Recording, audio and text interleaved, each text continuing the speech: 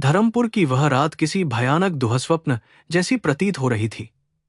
आसमान में काले घने बादल छाए हुए थे और चमकने वाली बिजली शहर की वीरान सड़कों को डरावनी रोशनी दे रही थी। पूरे जिले में कर्फ्यू लगा हुआ था, जिसके कारण चारों ओर एक अजीब सी खामोशी पसरी थी। इस सन्नाटे को केवल तेज हवाओं की सनसनाहट तोड़ रही थी।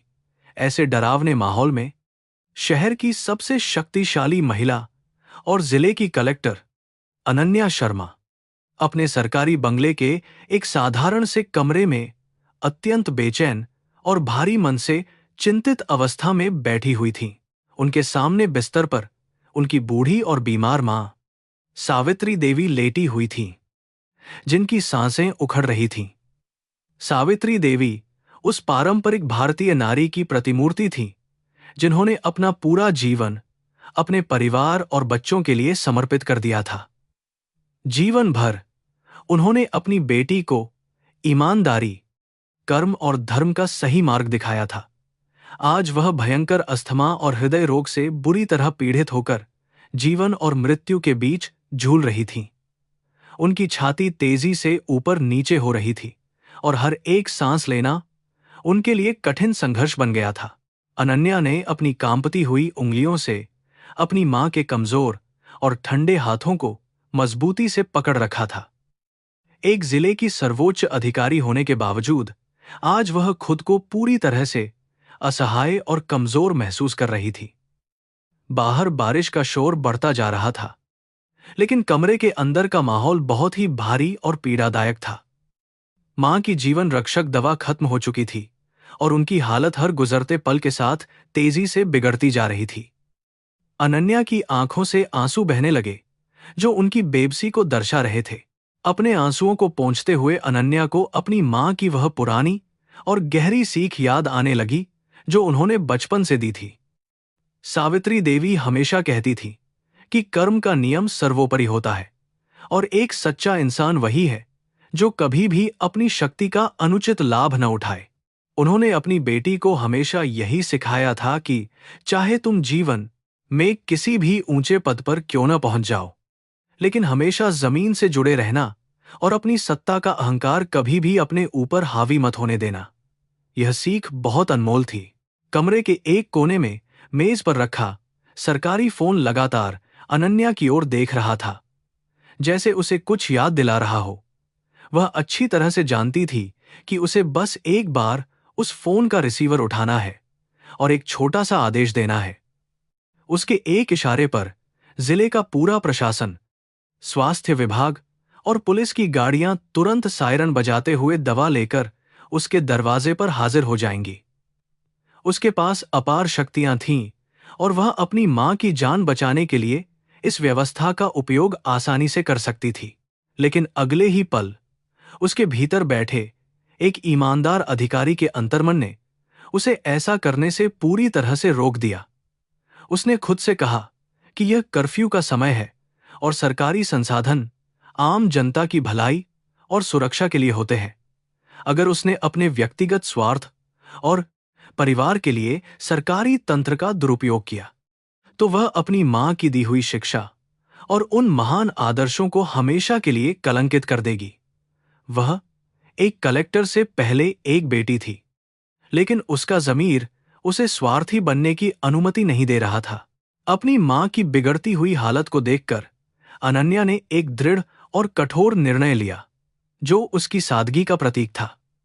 उसने तुरंत अपनी सरकारी पोशाक और पद के उस बाहरी आवरण को त्याग दिया, जो उसे एक विशिष्ट पहचान देता था। उसने अलमारी से अपनी मां की एक पुरानी, सूती और साधारण सी साड़ी निकाली और उसे पहन लिया। उसने अपने चेहरे को एक बड़े सूती शॉल से अच्छी तरह ढक लिया, ताकि बाहर कोई भी उसे पहचान न सके। वह बिल्कुल एक आम और गरीब भारतीय महिला की तरह दिखने लगी थी। बंगले के मुख्य द्वार पर सुरक्षा गार्ड और पुलिस के जवान कड़े पहरे में तैनात थे, इसलिए वहां से बाहर निकलना असंभव था। अनन्या ने अपनी मां को अंतिम बार प्यार से देखा, उनके माथे को चूमा और उन्हें ढांढस बंधाया। इसके बाद उसने बंगले के पीछे वाले उस छोटे और छिपे हुए दरवाजे का रास्ता चुना, जिसका इस्तेमाल अक्सर नौकर और मजदूर किया करते थे। वह नहीं चाहती थी कि किसी भी सुरक्षाकर्मी को भनक लगे कि इस भयंकर तूफान में जिले की कलेक्टर चुपचाप पैदल ही बाहर जा रही है। यह एक जोखिम भरा कदम था। जैसे ही उसने वह पिछला दरवाजा खोला, तेज और बर्फीली हवाओं का एक भयंकर झोंका उसके शरीर से सीधे आ टकराया। बारिश की ठंडी बूंदें चाबुक की तरह उसके चेहरे और शरीर पर पड़ रही थीं, लेकिन उसके कदमों में कोई भी हिचकिचाहट नहीं थी। वह चुपचाप अंधेरे में गायब हो गई और उस सुनसान सड़क पर निकल पड़ी, जहां इस समय केवल खौफनाक सन्नाटा और मौत जैसी खामोशी राज कर रही थी। उसे शहर के उस पार मौजूद एकमात्र मेडिकल स्टोर तक जाना था, जो शायद इस मुश्किल और आपातकालीन स्थिति में भी खुला हो। सड़कें पूरी तरह से कीचड़ और बारिश के पानी से भरी हुई थीं, और जगह जगह बड़े बड़े जलभराव हो गए थे। पुरानी साड़ी में पैदल चलना बहुत ही मुश्किल हो रहा था, क्योंकि पानी का तेज बहाव उसे बार बार पीछे की ओर धकेल रहा था। लेकिन एक बेटी के मजबूत इरादों के सामने यह प्राकृतिक तूफान बिल्कुल बौना लग रहा था। हर कदम के साथ उसे अपनी मां का वह पीला पड़ा चेहरा और उनकी उखड़ती हुई सांसें याद आ रही थी, जो उसे निरंतर आगे बढ़ने और इस कठिन सफर को पूरा करने की प्रेरणा दे रही थी। रास्ते में वह शहर के उन सबसे पौश और अमीर इलाकों से गुजरी जहां बड़ी बड़ी इमारतें और बंगले मौजूद थे। वहां के लोगों ने खुद को ऊंची दीवारों और मजबूत लोहे के फाटकों के पीछे पूरी तरह सुरक्षित कर लिया था। उन घरों के अंदर जनरेटर चल रहे थे और रोशनियां जगमगा रही थी, जैसे बाहर की दुनिया के इस दुख और तूफान से उनका कोई भी वास्ता न हो। अनन्या को यह देखकर एहसास हुआ कि समाज का यह संपन्न वर्ग हमेशा से ही हर तरह की आपदाओं से कितना दूर और सुरक्षित रहता है। लेकिन जैसे ही उसने शहर के गरीब इलाकों और कच्ची बस्तियों में प्रवेश किया, तो वहां का दृश्य बहुत ही हृदय विदारक था। झुग्गियों की टिन की छतें तेज हवा में उड़ रही थीं, और गरीब मजदूर अपने छोटे बच्चों को सीने से चिपकाए ठंड में ठिठुर रहे थे। बारिश का पानी उनके कच्चे घरों में घुस चुका था, और उनका थोड़ा बहुत जो भी सामान था वह बर्बाद हो रहा था। गरीबी का यह भयानक और नंगा सच आज एक कलेक्टर के सामने पूरी तरह से बेपर्दा होकर अपनी दर्दनाक कहानी चीख चीख कर बयां कर रहा था। इस दर्दनाक मंजर को देखकर अनन्या का दिल पूरी तरह से कचोटने लगा और उसकी आंखों में आंसू आ गए। उसने महसूस किया कि उसका पद सिर्फ एक सरकारी नौकरी या रुतबा नहीं है, बल्कि इन लाखों असहाय और गरीब लोगों के जीवन को सुधारने की एक बहुत बड़ी और पवित्र जिम्मेदारी है। आज वह बिना किसी सुरक्षा या लाभ लश्कर के सिर्फ एक आम नागरिक बनकर सड़क पर चल रही थी, जिसने उसे जमीनी हकीकत का सही आईना दिखा दिया था। यह अनुभव उसके लिए बहुत ही नया और अंदर तक झकझोर देने वाला था। तभी अचानक सड़क के दूसरे छोर से पुलिस की एक पेट्रोलिंग जीप सायरन बजाती हुई तेजी से गुजरी। जीप की तेज हेडलाइट ने अंधेरी सड़क को पूरी तरह से रोशन कर दिया। अनन्या को तुरंत खतरे का अंदेशा हुआ और वह जल्दी से एक संकरी और अंधेरी गली में छिप गई। वह जानती थी कि अगर पुलिस वालों ने उसे इस समय और इस हालत में सड़क पर देख लिया, तो बेवजह पूछताछ शुरू हो जाएगी और उसकी असली पहचान भी उजागर हो सकती है। वह अपना कीमती समय बिल्कुल भी बर्बाद नहीं करना चाहती थी। जब पुलिस की वह जीप काफी दूर चली गई और उसका सायरन सुनाई देना बंद हो गया, तब अनन्या अपनी जगह से बाहर निकली। उसके कपड़े पूरी तरह से भीग चुके थे और ठंड के मारे उसका शरीर बुरी तरह कांप रहा था, लेकिन उसके मन में अभी भी आग जल रही थी। उसने अपनी साड़ी के पल्लू को कसकर पकड़ा और दुगनी तेजी से उस दिशा में कदम बढ़ाने लगी जहां उसे जीवन रक्षक दवा मिलने की उम्मीद थी। उसे हर हाल में अपनी मां को बचाना था, चाहे इसके लिए कुछ भी करना पड़े। लगभग 1 घंटे की कठिन और लंबी पैदल यात्रा के बाद अनन्या अंततः उस पुराने मेडिकल स्टोर के सामने जा पहुंची। स्टोर का मुख्य शटर गिरा हुआ था, जो देखकर उसके दिल की धड़कन पल भर के लिए रुक सी गई। लेकिन तभी उसने देखा कि शटर के नीचे बनी एक छोटी सी खिड़की अभी भी खुली हुई है और वहां से हल्की सी रोशनी बाहर आ रही है। उसने चैन की एक लंबी सांस ली और अपनी सारी बची हुई ताकत जुटाकर उस छोटी सी खिड़की के पास गई और धीरे से वहां दस्तक दी। अंदर बैठे उस बूढ़े फार्मासिस्ट ने घबराकर पूछा कि इतनी रात गए और इतने भयंकर तूफान में बाहर कौन खड़ा है। अनन्या ने अपनी कांपती हुई और कमजोर आवाज में उसे अपनी बीमार मां की गंभीर स्थिति के बारे में बताया और उस जीवन रक्षक दवा का नाम बताया। उसने हाथ जोड़कर उस बूढ़े व्यक्ति से विनती की कि वह उसकी मदद करे, क्योंकि यह दवा उसकी मां की आखिरी उम्मीद है। बूढ़े व्यक्ति को उस गरीब दिखने वाली महिला की दयनीय हालत पर बहुत दया आ गई और उसने दवा देने का फैसला कर लिया। फार्मासिस्ट ने खिड़की से वह जीवन रक्षक दवा और एक पानी की बोतल बाहर निकालकर अनन्या के हाथों में थमा दी। उसने दवा के पैसे लेते हुए अनन्या को बहुत ही गंभीर स्वर में चेतावनी दी कि वह रास्ते में बेहद सावधान रहे। उसने बताया कि आगे चौराहे पर पुलिस का एक बहुत बड़ा नाका लगा हुआ है और वहां तैनात पुलिस वाले लोगों के साथ बहुत ही क्रूरता से पेश आ रहे हैं। इस भयंकर रात में एक अकेली महिला का सड़क पर चलना किसी भी तरह से सुरक्षित और खतरे से खाली नहीं है। अनन्या ने उस नेक और दयालु फार्मासिस्ट को हृदय से धन्यवाद दिया और उस अनमोल दवा को अपनी साड़ी के पल्लू में बहुत ही सुरक्षित तरीके से छिपा लिया। अब उसके कदमों में पहले से कहीं ज्यादा तेजी आ गई थी, क्योंकि उसकी मां का जीवन इसी दवा पर निर्भर था। बारिश अब थोड़ी कम हो चुकी थी, लेकिन हवाओं का भयानक शोर और ठंड का प्रकोप अभी भी जारी था। वह तेजी से कदम बढ़ाती हुई उसी सुनसान और कीचड़ भरी सड़क से अपने सरकारी बंगले की ओर वापस लौटने के लिए पूरी तरह तैयार थी। लौटते समय अनन्या के दिमाग में बूढ़े फार्मासिस्ट की वह गंभीर चेतावनी बार बार गूंज रही थी, लेकिन अब पीछे हटने या किसी और रास्ते से जाने का बिल्कुल भी समय नहीं था। उसे अपनी मां की उखड़ती हुई सांसों की याद आ रही थी, जो पल पल मौत की ओर बढ़ रही थी। उसने मन ही मन सोचा कि वह जिले की कलेक्टर है और अगर पुलिस उसे रोकती भी है तो वह किसी तरह स्थिति को संभाल लेगी। उसने खुद को मानसिक रूप से हर परिस्थिति का डटकर सामना करने के लिए तैयार कर लिया था। सड़क पर अकेले चलते हुए उसे बार बार अपनी सत्ता और उस साधारण साड़ी में अपनी असली पहचान के बीच का भारी अंतर महसूस हो रहा था।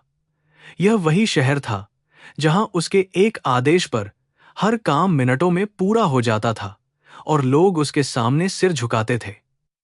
लेकिन आज, इस तूफानी रात में, वह सिर्फ एक लाचार और बेबस बेटी थी जो अपनी मां की जिंदगी की भीख मांग रही थी। प्रकृति और नियति के सामने हर इंसान की हैसियत कितनी छोटी और मामूली होती है, यह उसे आज पूरी तरह समझ आ गया था। कुछ और दूर चलने के बाद उसकी नजर सामने चौराहे पर गई, जहां दूर से लाल और नीली बत्तियां चमकती हुई दिखाई दे रही थीं। यह वही पुलिस का नाका था जिसके बारे में उस फार्मासिस्ट ने चेतावनी दी थी। वहां पुलिस के जवान लाठियां लेकर खड़े थे और वहां का माहौल बहुत ही तनावपूर्ण लग रहा था। अनन्या ने एक गहरी सांस ली, अपनी साड़ी से दवा को और अधिक मजबूती से ढका और अपनी चाल धीमी कर दी। आज की रात उसे अपने जीवन की सबसे बड़ी और कठिन परीक्षा से होकर गुजरना था। चौराहे पर चमकती पुलिस की उन लाल और नीली बत्तियों को देखकर अनन्या ने एक पल के लिए अपने कदम रोक लिए। उसे अच्छी तरह से मालूम था कि सीधे रास्ते से जाना एक बहुत बड़ी मुसीबत को निमंत्रण देना हो सकता है। उसने अपनी साड़ी के पल्लू को चेहरे पर और अधिक गहराई से खींच लिया ताकि उसकी पहचान पूरी तरह से छिपी रहे। उसने मुख्य सड़क को छोड़कर एक संकरी और कीचड़ भरी गली का रास्ता अपनाने का फैसला किया। यह रास्ता थोड़ा लंबा जरूर था, लेकिन इस समय पुलिस की पूछताछ से बचना ही प्राथमिकता थी। उस अंधेरी और सुनसान गली में कदम रखते ही बदबू का एक भयंकर झोंका उसके चेहरे से टकराया। यह शहर का वह उपेक्षित हिस्सा था जहां प्रशासन की नजरें कभी नहीं पहुंचती थीं। बारिश का पानी गंदे नालों से उफन कर पूरी गली में फैल चुका था और चलना मुश्किल था। हर कदम पर उसके पैर घुटनों तक उस गंदे और बदबूदार कीचड़ में ढंस रहे थे। लेकिन उसने अपनी मुट्ठी में उस जीवन रक्षक दवा को मजबूती से पकड़ रखा था। उसे बीमार मां की सांसों के अलावा कुछ भी दिखाई नहीं दे रहा था। गली के नुक्कड़ पर पहुंचते ही उसकी नजर एक अत्यंत हृदय विदारक दृश्य पर पड़ी, जिसने उसके कदमों को वहीं जड़ कर दिया। एक पुराना त्रिपाल ताने हुए एक बूढ़ा फल विक्रेता अपने ठेले को बारिश से बचाने की जद्दोजहद कर रहा था। उसी समय वहां पुलिस की गश्ती मोटरसाइकिल आकर रुकी, जिस पर 2 हवलदार सवार थे। उन्होंने उस गरीब बूढ़े को बहुत ही भद्दी गालियां देना शुरू कर दिया। वे उस असहाय व्यक्ति से इस भयंकर तूफानी रात में भी रिश्वत मांगने की नीचता कर रहे थे।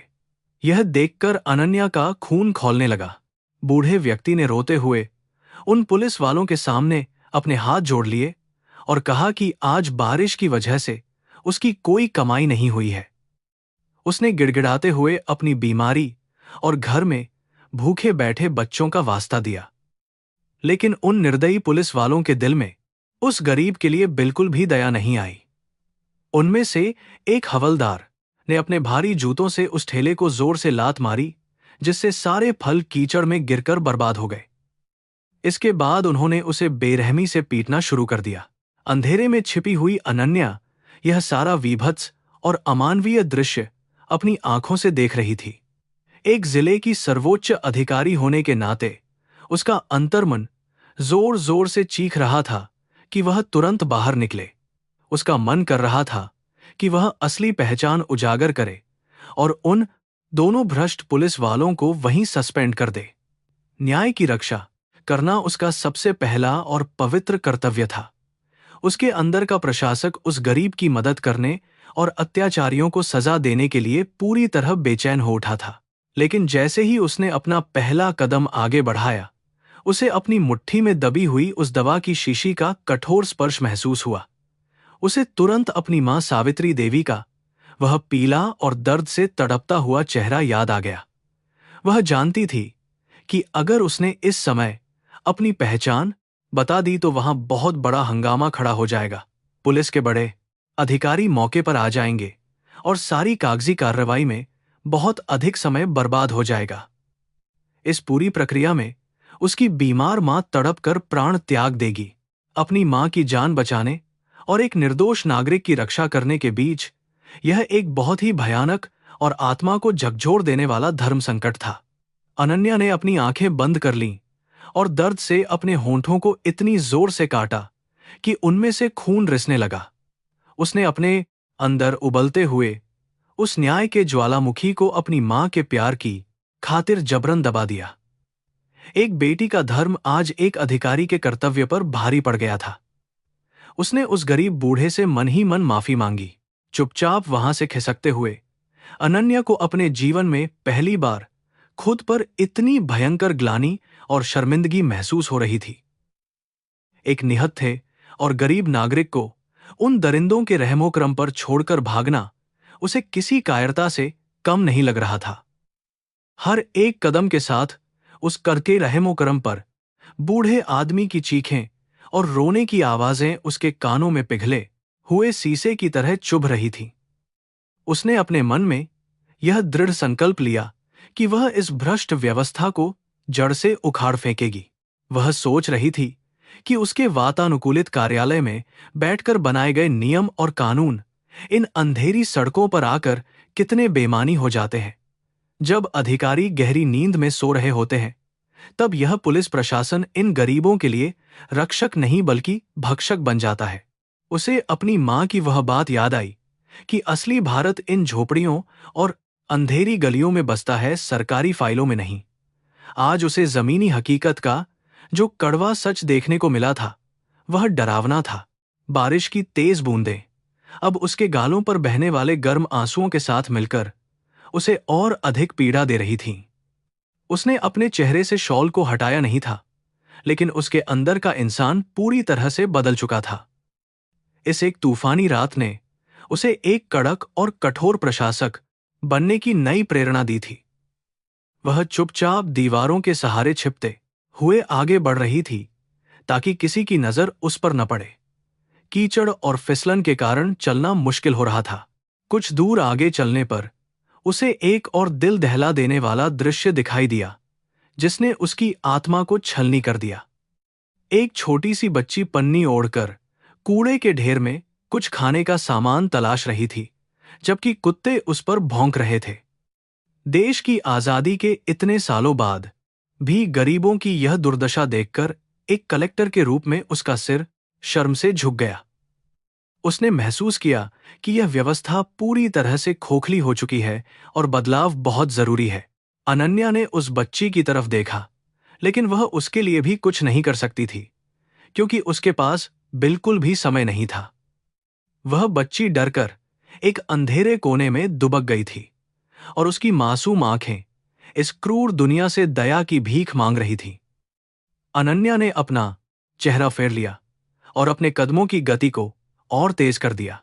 हर गुजरता हुआ पल उसकी मां की जिंदगी को कम कर रहा था और यह विचार उसे अंदर से डरा रहा था। अचानक आसमान में एक जोरदार बिजली कड़की और उसकी तेज रोशनी में अनन्या ने देखा कि आगे का रास्ता पूरी तरह से पानी में डूबा हुआ है। उस जलभराव को पार करना किसी भी तरह से आसान काम नहीं था, क्योंकि पानी के अंदर कई गड्ढे और नुकीले पत्थर मौजूद थे। लेकिन पीछे मुड़कर वापस जाने का कोई विकल्प नहीं था और समय बहुत ही तेजी से फिसलता जा रहा था। उसने अपने मन में भगवान शिव का स्मरण किया और पानी में कदम उतार दिए। गंदे पानी का स्तर उसके घुटनों से ऊपर तक पहुंच चुका था और पानी के अंदर कई अज्ञात वस्तुएं उसके पैरों से टकरा रही थीं। पानी में तैरता हुआ कचरा और मरे हुए जानवर इस सफर को और भी अधिक डरावना और घिनौना बना रहे थे। एक पत्थर से ठोकर खाकर वह लगभग गिरने ही वाली थी, लेकिन उसने पास की एक दीवार को पकड़कर खुद को संभाल लिया। इस संघर्ष में उसकी पुरानी साड़ी फट गई और उसे काफी दर्द महसूस होने लगा। उसने पानी से बाहर निकलकर राहत की सांस ली, लेकिन उसका शरीर पूरी तरह से सुन्न पड़ चुका था और वह कांप रही थी। ठंड उसके कपड़ों को पार करके उसकी हड्डियों को जमा रही थी और उसे चलने में बहुत अधिक कठिनाई महसूस हो रही थी। लेकिन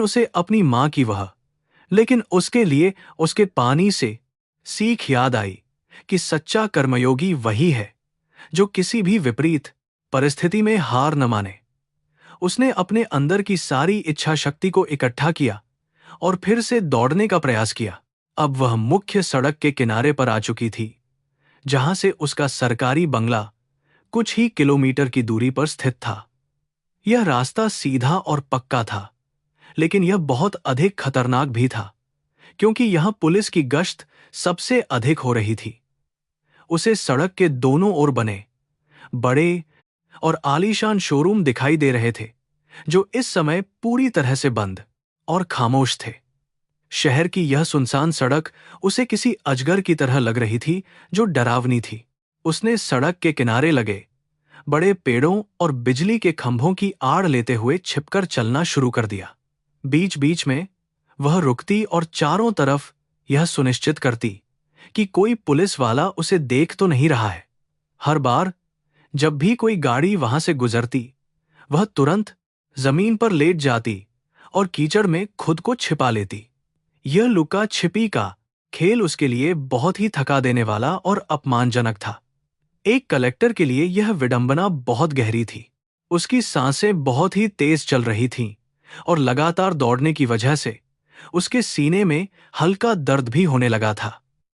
उसने अपनी सूती साड़ी से अपने माथे का पसीना और बारिश का पानी पोंछा, जो उसकी आंखों में जा रहा था। तभी उसकी नजर अपनी कलाई पर बंधी उस पुरानी घड़ी पर गई, जो उसकी मां ने उसे उपहार में दी थी। समय बहुत तेजी से भाग रहा था और उसे यह एहसास हो रहा था कि अब हर एक पल बहुत कीमती है। वह फिर से आगे बढ़ी, लेकिन इस बार उसकी चाल में एक अजीब सी जल्दबाजी और घबराहट साफ दिखाई दे रही थी। वह जल्दी से जल्दी इस अंधेरी रात को पार करके अपनी मां के उस सुरक्षित कमरे में पहुंच जाना चाहती थी। लेकिन नियति ने आज उसकी परीक्षा लेने का जैसे पूरा मन बना लिया था और रास्ता और भी कठिन होता जा रहा था। दूर से उसे फिर कुछ लोगों की आवाजें सुनाई दीं, जो बहुत ही डरावनी और कर्कश लग रही थीं। दीवार के पीछे से झांककर देखने पर उसे पता चला कि कुछ शराबी गुंडे एक सुनसान दुकान के बरामदे में बैठकर ताश खेल रहे थे। उनके पास खतरनाक हथियार भी थे और वे आपस में बहुत ही गंदी गालियां देते हुए जोर जोर से हंस रहे थे। कर्फ्यू के इस माहौल में भी इन अपराधियों को पुलिस का कोई खौफ नहीं था। यह देखकर अनन्या को बहुत हैरानी हुई। यह शहर का एक और काला सच था जो आज उसके सामने पूरी तरह उजागर हो रहा था। वह उन गुंडों से बिना कोई नजर मिलाए चुपचाप वहां से निकलने की कोशिश करने लगी, क्योंकि वह कोई भी नया विवाद नहीं चाहती थी।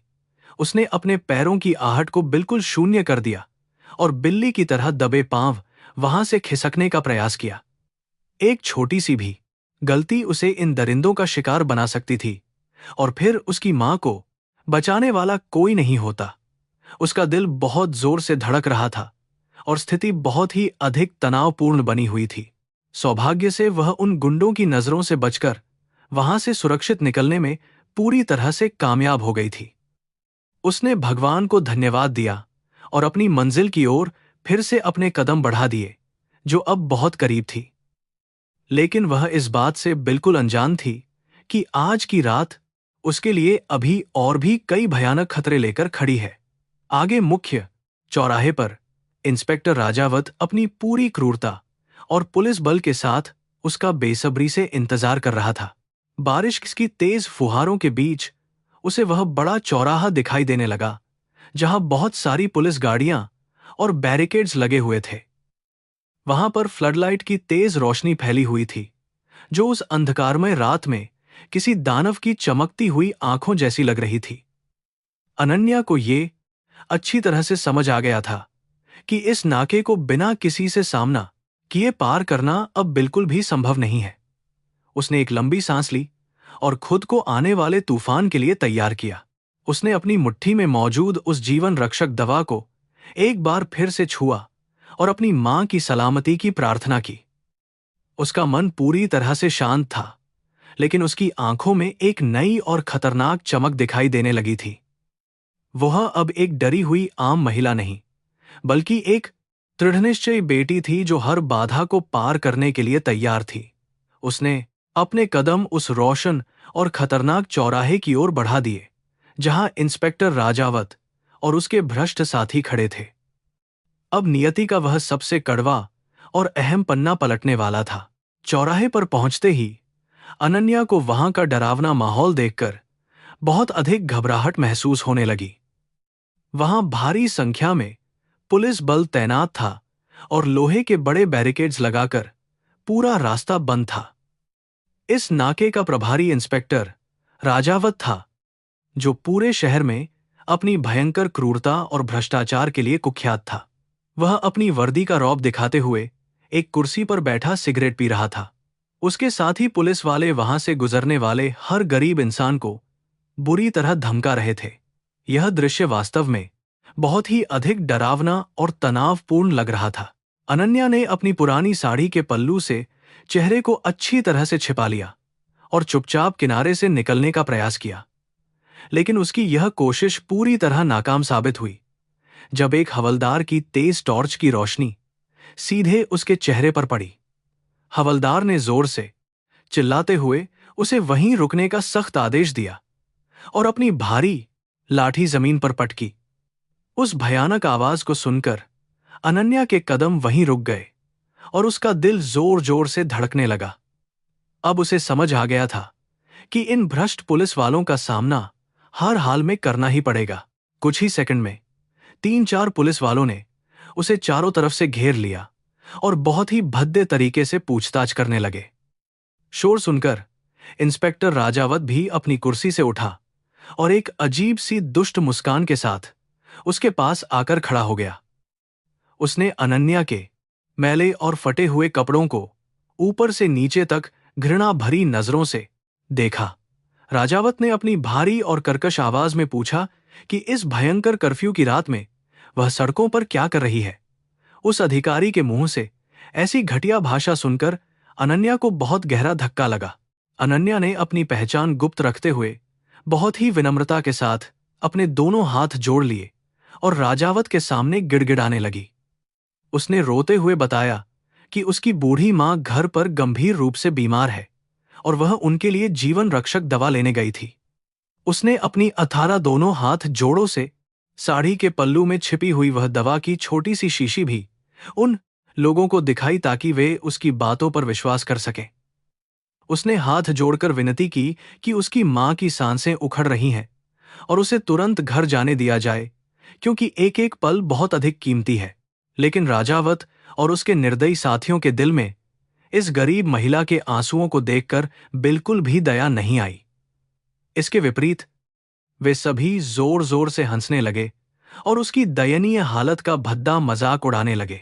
राजावत ने अपने हाथ में पकड़ी हुई सिगरेट का धुआं सीधे अनन्या के चेहरे पर छोड़ा, जिससे उसे जोर से खांसी आने लगी। उसने बहुत बेशर्मी से कहा कि कर्फ्यू के दौरान सड़क पार करने के लिए पुलिस को मोटी रिश्वत देनी पड़ती है। राजावत ने साफ शब्दों में कहा कि अगर पैसे नहीं हैं तो उसे पूरी रात यहीं हवालात में बितानी पड़ेगी। एक ईमानदार और सर्वोच्च अधिकारी होने के नाते सरेआम रिश्वत की मांग सुनना अनन्या के लिए बहुत ही असहनीय और अपमानजनक था। उसका खून खौलने लगा था और उसकी मुट्ठियां गुस्से से कस गई थीं। लेकिन उसने खुद को किसी तरह नियंत्रित किया। उसने बहुत दयनीय आवाज में राजावत से कहा कि वह एक गरीब महिला है और दवा खरीदने के बाद उसके पास एक भी पैसा नहीं बचा है। उसने अपनी बीमार मां के जीवन का वास्ता दिया और बार बार उन निर्दयी पुलिस वालों के सामने अपने दोनों हाथ जोड़कर दया की भीख मांगती रही। यह दृश्य बहुत ही अधिक पीड़ादायक था।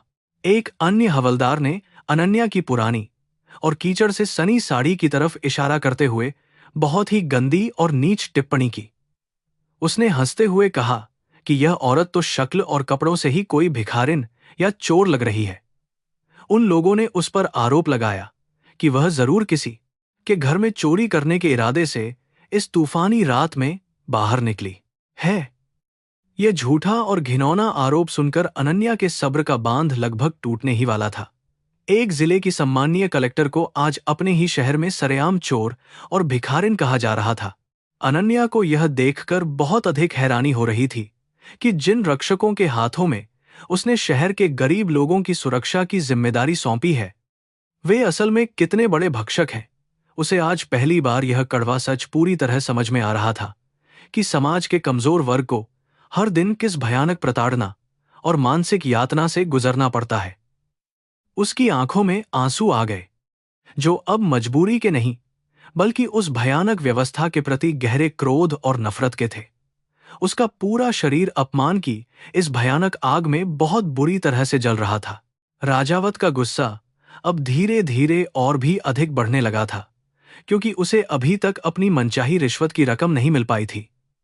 उसने अपनी लाठी को हवा में घुमाते हुए अनन्या को डराने की कोशिश की और बहुत ही जोर से गालियां देने लगा। उसने धमकी दी कि अगर उसने चुपचाप अपनी तलाशी नहीं दी और अपने सारे पैसे निकालकर उनके हवाले नहीं किए, तो वह उसे बुरी तरह पीटकर जेल की काल कोठरी में बंद कर देगा। राजावत का वह शैतानी और भयानक रूप देखकर किसी भी आम इंसान की रूह पूरी तरह से कांप उठती। लेकिन अनन्या डटी रही। अनन्या ने स्थिति को और अधिक बिगड़ने से बचाने के लिए एक बार फिर से राजावत से बहुत ही विनम्रतापूर्वक मिन्नतें करना शुरू कर दिया। उसने रोते हुए कहा कि उसकी मां सच में मौत के बहुत करीब है और अगर दवा समय पर नहीं पहुंची तो वे मर जाएंगी। उसने अपने दोनों हाथ जोड़कर और सिर झुकाकर वहां से जाने की अंतिम अनुमति मांगी और आगे बढ़ने का प्रयास किया। लेकिन राजावत ने बहुत ही निर्दयता के साथ अपना भारी बूट उसके रास्ते में अड़ा दिया और उसे आगे बढ़ने से पूरी तरह से रोक दिया। यह उस दरिंदे की चरम सीमा थी। उसी समय एक दूसरे हवलदार ने बुरी नीयत से अनन्या की ओर अपने गंदे हाथ बढ़ाए और उसकी साड़ी के पल्लू को खींचने की कोशिश की। उसने चाहा कि वह उस पल्लू में छिपी हुई दवा की शीशी और अगर कोई पैसे हैं तो उन्हें जबरन छीन ले। जैसे ही उस हवलदार का गंदा और खुरदरा हाथ अनन्या के शरीर को छूने के लिए आगे बढ़ा, उसके भीतर एक भयंकर ज्वालामुखी फट पड़ा। एक महिला के सम्मान पर यह बहुत बड़ा और सीधा हमला था, जिसे वह किसी भी कीमत पर सहन करने के लिए बिल्कुल भी तैयार नहीं थी। अनन्या तुरंत एक कदम पीछे हट गई और उसने अपनी दवा को अपने सीने से पूरी ताकत के साथ कसकर लगा लिया। उसकी आंखों में अब वह डर और बेबसी पूरी तरह से गायब हो चुकी थी, और उसकी जगह एक बहुत ही भयानक और विनाशकारी ज्वाला ने ले ली थी। वह उन पुलिस वालों को ऐसी नजरों से घूर रही थी जैसे वह अभी उन्हें अपने गुस्से की आग में जलाकर भस्म कर देगी। लेकिन राजावत और उसके साथियों को उस गरीब और लाचार दिखने वाली औरत की आंखों में छिपे इस भयंकर तूफान का बिल्कुल भी कोई अंदाजा नहीं था। राजावत को एक मामूली और गरीब औरत का यह विद्रोही रवैया अपने झूठे और घिनौने अहंकार पर बहुत बड़ा प्रहार लगा। उसने गुस्से में आकर अपनी लाठी जोर से जमीन पर दे मारी और अपनी आंखें बड़ी करते हुए बहुत जोर से चिल्लाया। उसने कहा कि इस 2 कौड़ी की औरत की इतनी हिम्मत कैसे हो गई कि वह पुलिस वालों के सामने इस तरह अपनी आंखें दिखाए। राजावत ने अपने साथियों को तुरंत सख्त आदेश दिया कि इस औरत को सबक सिखाया जाए और इसके पास जो भी सामान है उसे छीनकर इसे तुरंत हवालात में डाल दिया जाए। अपने साहब का आदेश मिलते ही वे सभी क्रूर पुलिस वाले भूखे भेड़ियों की तरह अनन्या की तरफ तेजी से झपटे। उन्होंने उसे चारों तरफ से एक बहुत ही छोटे घेरे में जकड़ लिया और उस पर शारीरिक दबाव बनाना शुरू कर दिया। वे उसे धक्का देने लगे और उसके हाथों से वह जीवन रक्षक दवा छीनने का घृणित प्रयास करने लगे। बारिश की तेज बूंदों और कड़कड़ाती बिजली के बीच उस चौराहे पर एक अकेली महिला और उन वर्दीधारी गुंडों के बीच यह बहुत ही भयानक और असमान संघर्ष शुरू हो चुका था। अनन्या पूरी तरह से बुरी तरह घिर चुकी थी। अनन्या ने अपनी पूरी शारीरिक ताकत लगा दी और अपने दोनों हाथों से उस दवा की शीशी को अनमोल खजाने की तरह छिपाए रखा। वह जानती थी कि अगर यह दवा टूट गई या छिन गई तो उसकी मां सावित्री देवी आज की यह भयानक रात पार नहीं कर पाएंगी। उन पुलिस वालों के कारा नहीं कर पाएंगी, कारा नहीं कर पाएंगी धक्कों की वजह से वह कीचड़ में फिसलने लगी थी, लेकिन उसने अपने पैर मजबूती से जमाए रखे। वह बार बार उनसे रहम की भीख मांग रही थी और उन्हें उनके पवित्र कर्तव्य का वास्ता दे रही थी, लेकिन वे सब पूरी तरह अंधे और बहरे हो चुके थे। जब राजावत ने देखा कि उसके साथी उस कमजोर सी दिखने वाली औरत से एक दवा की शीशी भी नहीं छीन पा रहे हैं, तो उसका गुस्सा भड़क उठा। वह गालियां बकता हुआ खुद आगे आया और उसने अपने मोटे और गंदे हाथों से अनन्या के कंधे को बहुत जोर से पकड़ लिया। उसने बहुत ही बेरहमी के साथ अनन्या को एक जोरदार झटका दिया, जिससे उसका संतुलन पूरी तरह से बिगड़ गया। राजावत की आंखों में उस समय शैतान का वास था और वह अपनी झूठी ताकत का घिनौना प्रदर्शन एक बेबस और अकेली महिला पर कर रहा था। उस तेज झटके से अनन्या के कंधे में बहुत भयंकर दर्द हुआ और वह लड़खड़ाकर पीछे की तरफ गिरने लगी। इस हाथापाई और छीनाज पट्टी के बीच उसके सिर से वह पुराना सूती शॉल भी नीचे कीचड़ में गिर गया। बारिश का पानी अब सीधे उसके खुले बालों और चेहरे पर पड़ रहा था और वह पूरी तरह से भीग चुकी थी।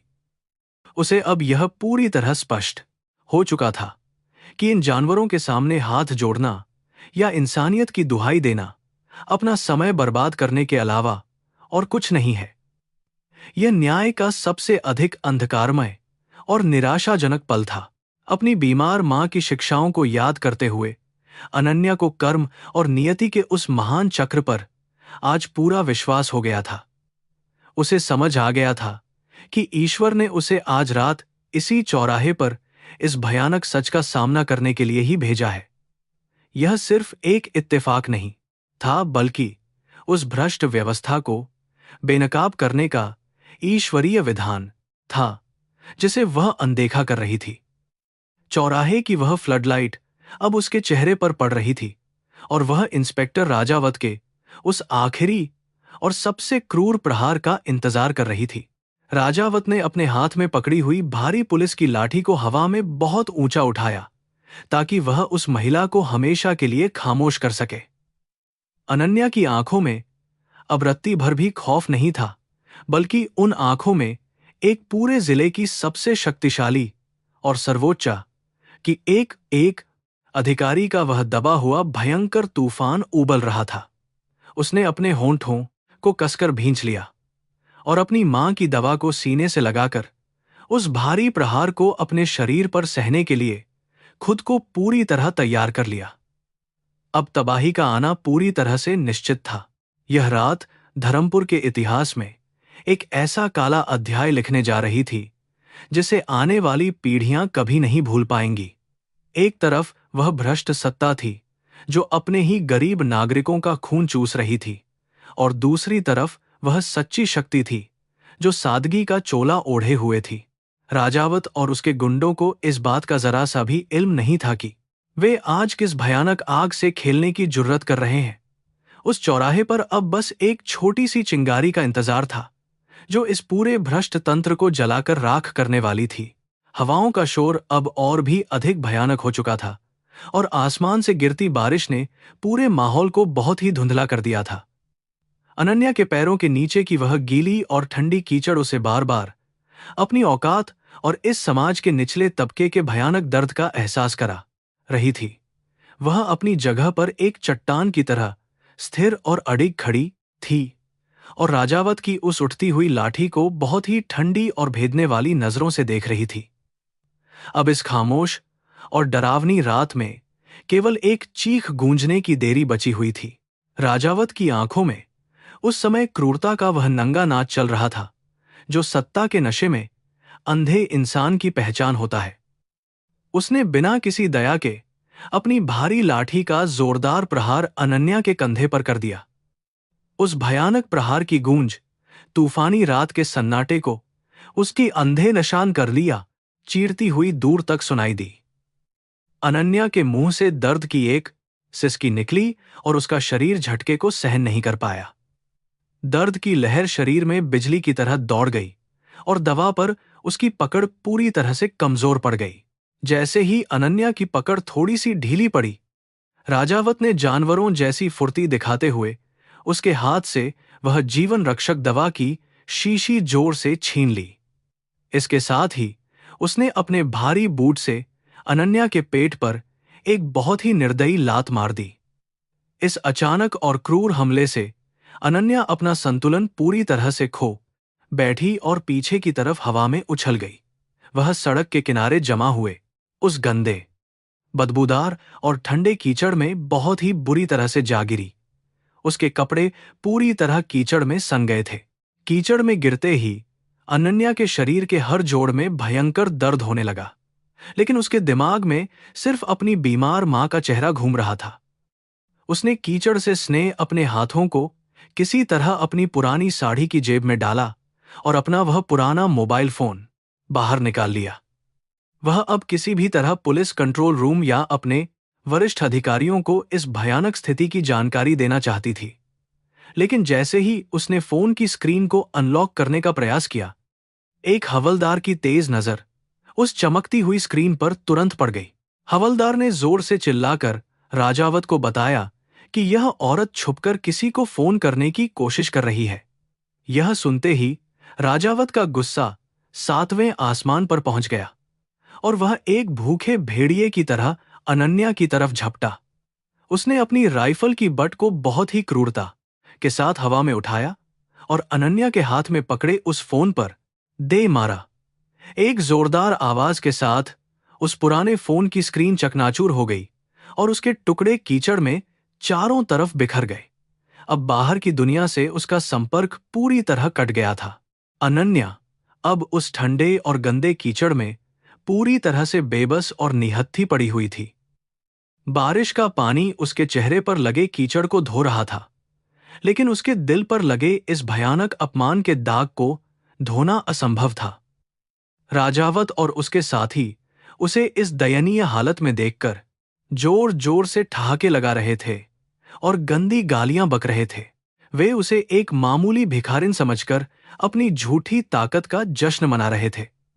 एक सर्वोच्च अधिकारी का यह भयानक पतन समाज की उस कड़वी और सड़ी हुई सच्चाई का सबसे बड़ा और जीता जागता सबूत था।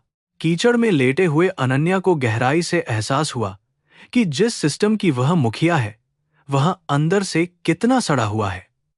वातानुकूलित कमरों में बैठकर वह जिन नीतियों और न्याय की बात करती थी, जमीनी हकीकत पर उनका कोई वजूद नहीं था। आज जब वह बिना लाल बत्ती की गाड़ी के एक आम नागरिक बनकर सड़क पर उतरी थी, तो उसे असली भारत का सबसे घिनौना चेहरा देखने को मिला था। यह पूरा सिस्टम गरीबों की रक्षा करने के बजाय उनका खून चूसने वाला एक भयानक और खूंखार दानव बन चुका था। उसे अपनी बीमार मां सावित्री देवी की वह महान सीख याद आने लगी जो उन्होंने हमेशा दी थी। मां कहती थीं कि जब पाप का घड़ा पूरी तरह से भर जाता है, तब भगवान किसी न किसी को अपना माध्यम बनाकर धरती पर न्याय करने जरूर भेजते हैं। आज नियति ने उसे इसी चौराहे पर इसलिए भेजा था ताकि वह अपनी आंखों से इस चरम सीमा पर पहुंच चुके भ्रष्टाचार और अन्याय को देख सके। कर्म का वह कठोर नियम अब अपना काम करने के लिए पूरी तरह से तैयार हो चुका था। उसके सीने में क्रोध की ज्वाला धधक रही थी। शारीरिक दर्द और भयंकर अपमान की वह सीमा अब एक बहुत ही गहरे और कड़वे जागरण में बदल रही थी। अनन्या की आंखों से बहने वाले आंसू अब पूरी तरह से सूख चुके थे और उनकी जगह एक ठंडी और खतरनाक चमक ने ले ली थी। वह उन पुलिस वालों की भयानक हंसी और गालियों को बहुत ध्यान से सुन रही थी और उनके हर एक शब्द को अपने दिमाग में दर्ज कर रही थी। कीचड़ में सनी वह महिला अब कोई बेचारी और लाचार बेटी नहीं, बल्कि न्याय की एक खूंखार देवी बन रही थी। राजावत ने अपने हवलदार को आदेश दिया कि इस भिखारिन को बालों से पकड़कर घसीटते हुए पुलिस जीप तक ले जाओ। उसने बहुत ही घमंड से कहा कि आज रात इसे हवालात की फर्श पर लेटाकर यह सिखाएंगे कि पुलिस वालों के साथ किस तरह से बात की जाती है। उन भ्रष्ट दरिंदों को यह बिल्कुल भी एहसास नहीं था कि वे जिस महिला को कीचड़ में घसीटने की बात कर रहे हैं, वह जिले की नियति तय करने वाली सर्वोच्च अधिकारी है। उनके इस भयानक अहंकार ने ही आज उनके विनाश का बड़ा गड्ढा खोद दिया था। अनन्या ने अपने दोनों हाथों को कीचड़ में गहराई तक धंसा दिया और उस ठंडी और गंदी मिट्टी को अपनी मुट्ठियों में बहुत ही मजबूती से बींच लिया। वह मिट्टी उसे अपनी जड़ों और उस आम जनता की याद दिला रही थी जिसके लिए वह हमेशा से काम करना चाहती थी। उसने अपना सिर धीरे से ऊपर उठाया और उस चमकती हुई फ्लडलाइट की तेज रोशनी के बीच राजावत के उस क्रूर और शैतानी चेहरे को सीधे देखा। उसकी उस भेदने वाली और शांत नजर में इतना भयंकर खौफ छिपा था कि पल भर के लिए राजावत भी अंदर तक सिहर उठा। राजावत के हाथ में मां की वह जीवन रक्षक दवा की छोटी सी शीशी अभी भी सुरक्षित थी, जिसे वह लापरवाही से उछाल रहा था। अनन्या जानती थी कि उसे कोई भी ऐसा कदम नहीं उठाना है जिससे वह अनमोल दवा टूटकर जमीन पर गिर जाए। उसे अपनी मां की उखड़ती हुई सांसें और मौत का खौफ बार बार याद आ रहा था जिसने उसे यहां तक पहुंचाया था।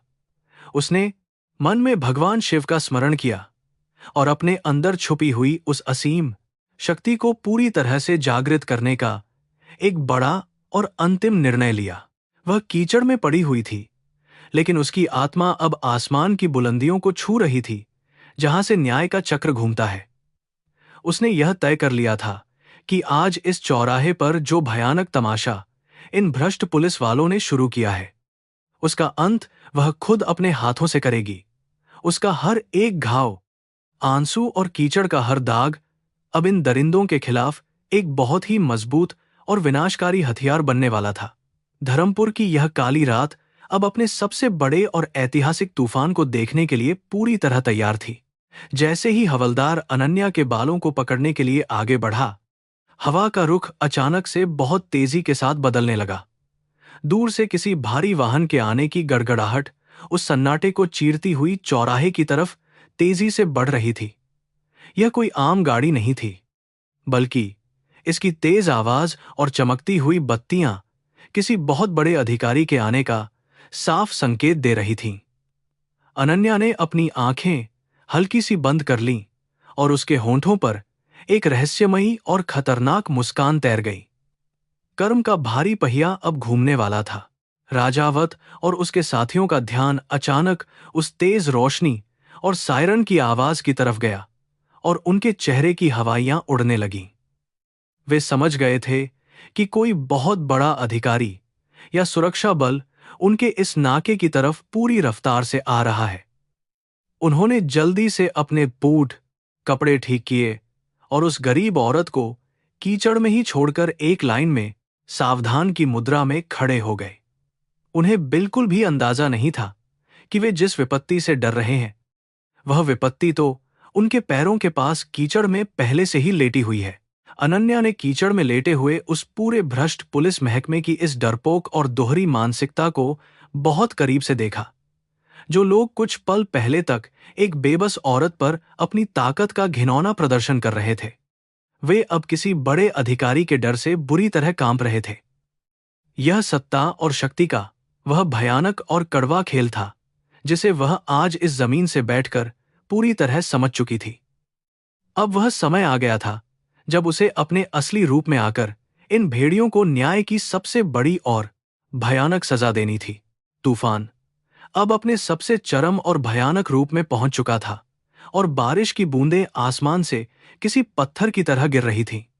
चौराहे की वह फ्लडलाइट हवा के तेज झोंकों के कारण बुरी तरह हिल रही थी और परछाइयों का एक डरावना खेल बना रही थी।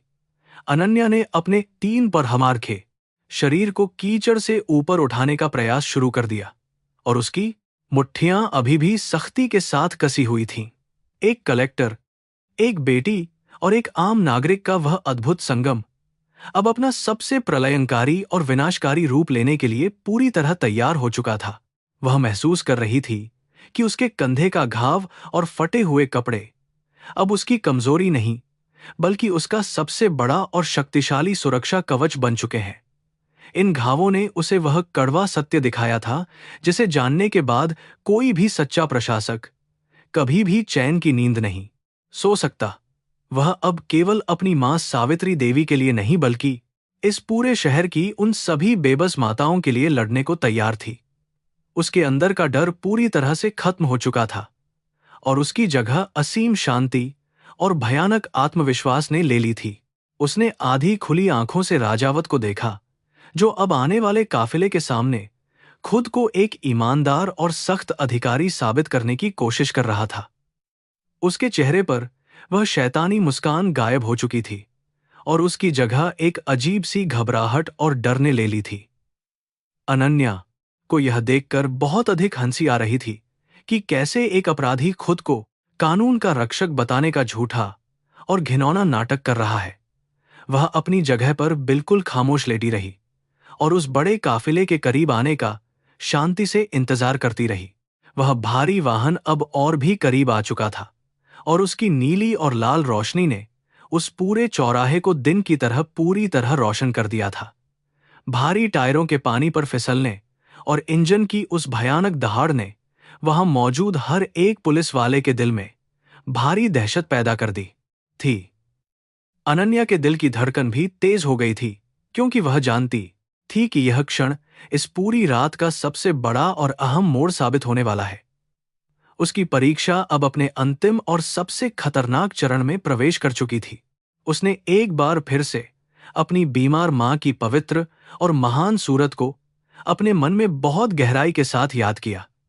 उसे महसूस हुआ कि उसकी मां का आशीर्वाद इस भयंकर तूफानी रात में भी उसके साथ पूरी तरह मौजूद है और उसकी रक्षा कर रहा है। उसने कीचड़ से स्नेह अपने दोनों हाथों को जमीन पर मजबूती से रखा और अपने उस अपमानित शरीर को ऊपर उठाने की प्रक्रिया शुरू की। धर्मपुर की उस मनहूस और काली रात का अंत अब बहुत करीब आ चुका था और एक नए और न्यायपूर्ण युग की शुरुआत जल्द होने वाली थी। उस चमकती रोशनी और सायरन की आवाज के बीच कीचड़ से सनी हुई वह रहस्यमयी आकृति अब धीरे धीरे अपने पैरों पर खड़ी होने का प्रयास कर रही थी। राजावत और उसके साथियों की नजरें उस आने वाली बड़ी गाड़ी पर टिकी हुई थीं, और उनका ध्यान इस औरत से बिल्कुल हट चुका था। उन्हें इस बात का बिल्कुल भी इल्म नहीं था कि न्याय का सबसे भयंकर और विनाशकारी प्रहार उनके पीछे से ही होने वाला है।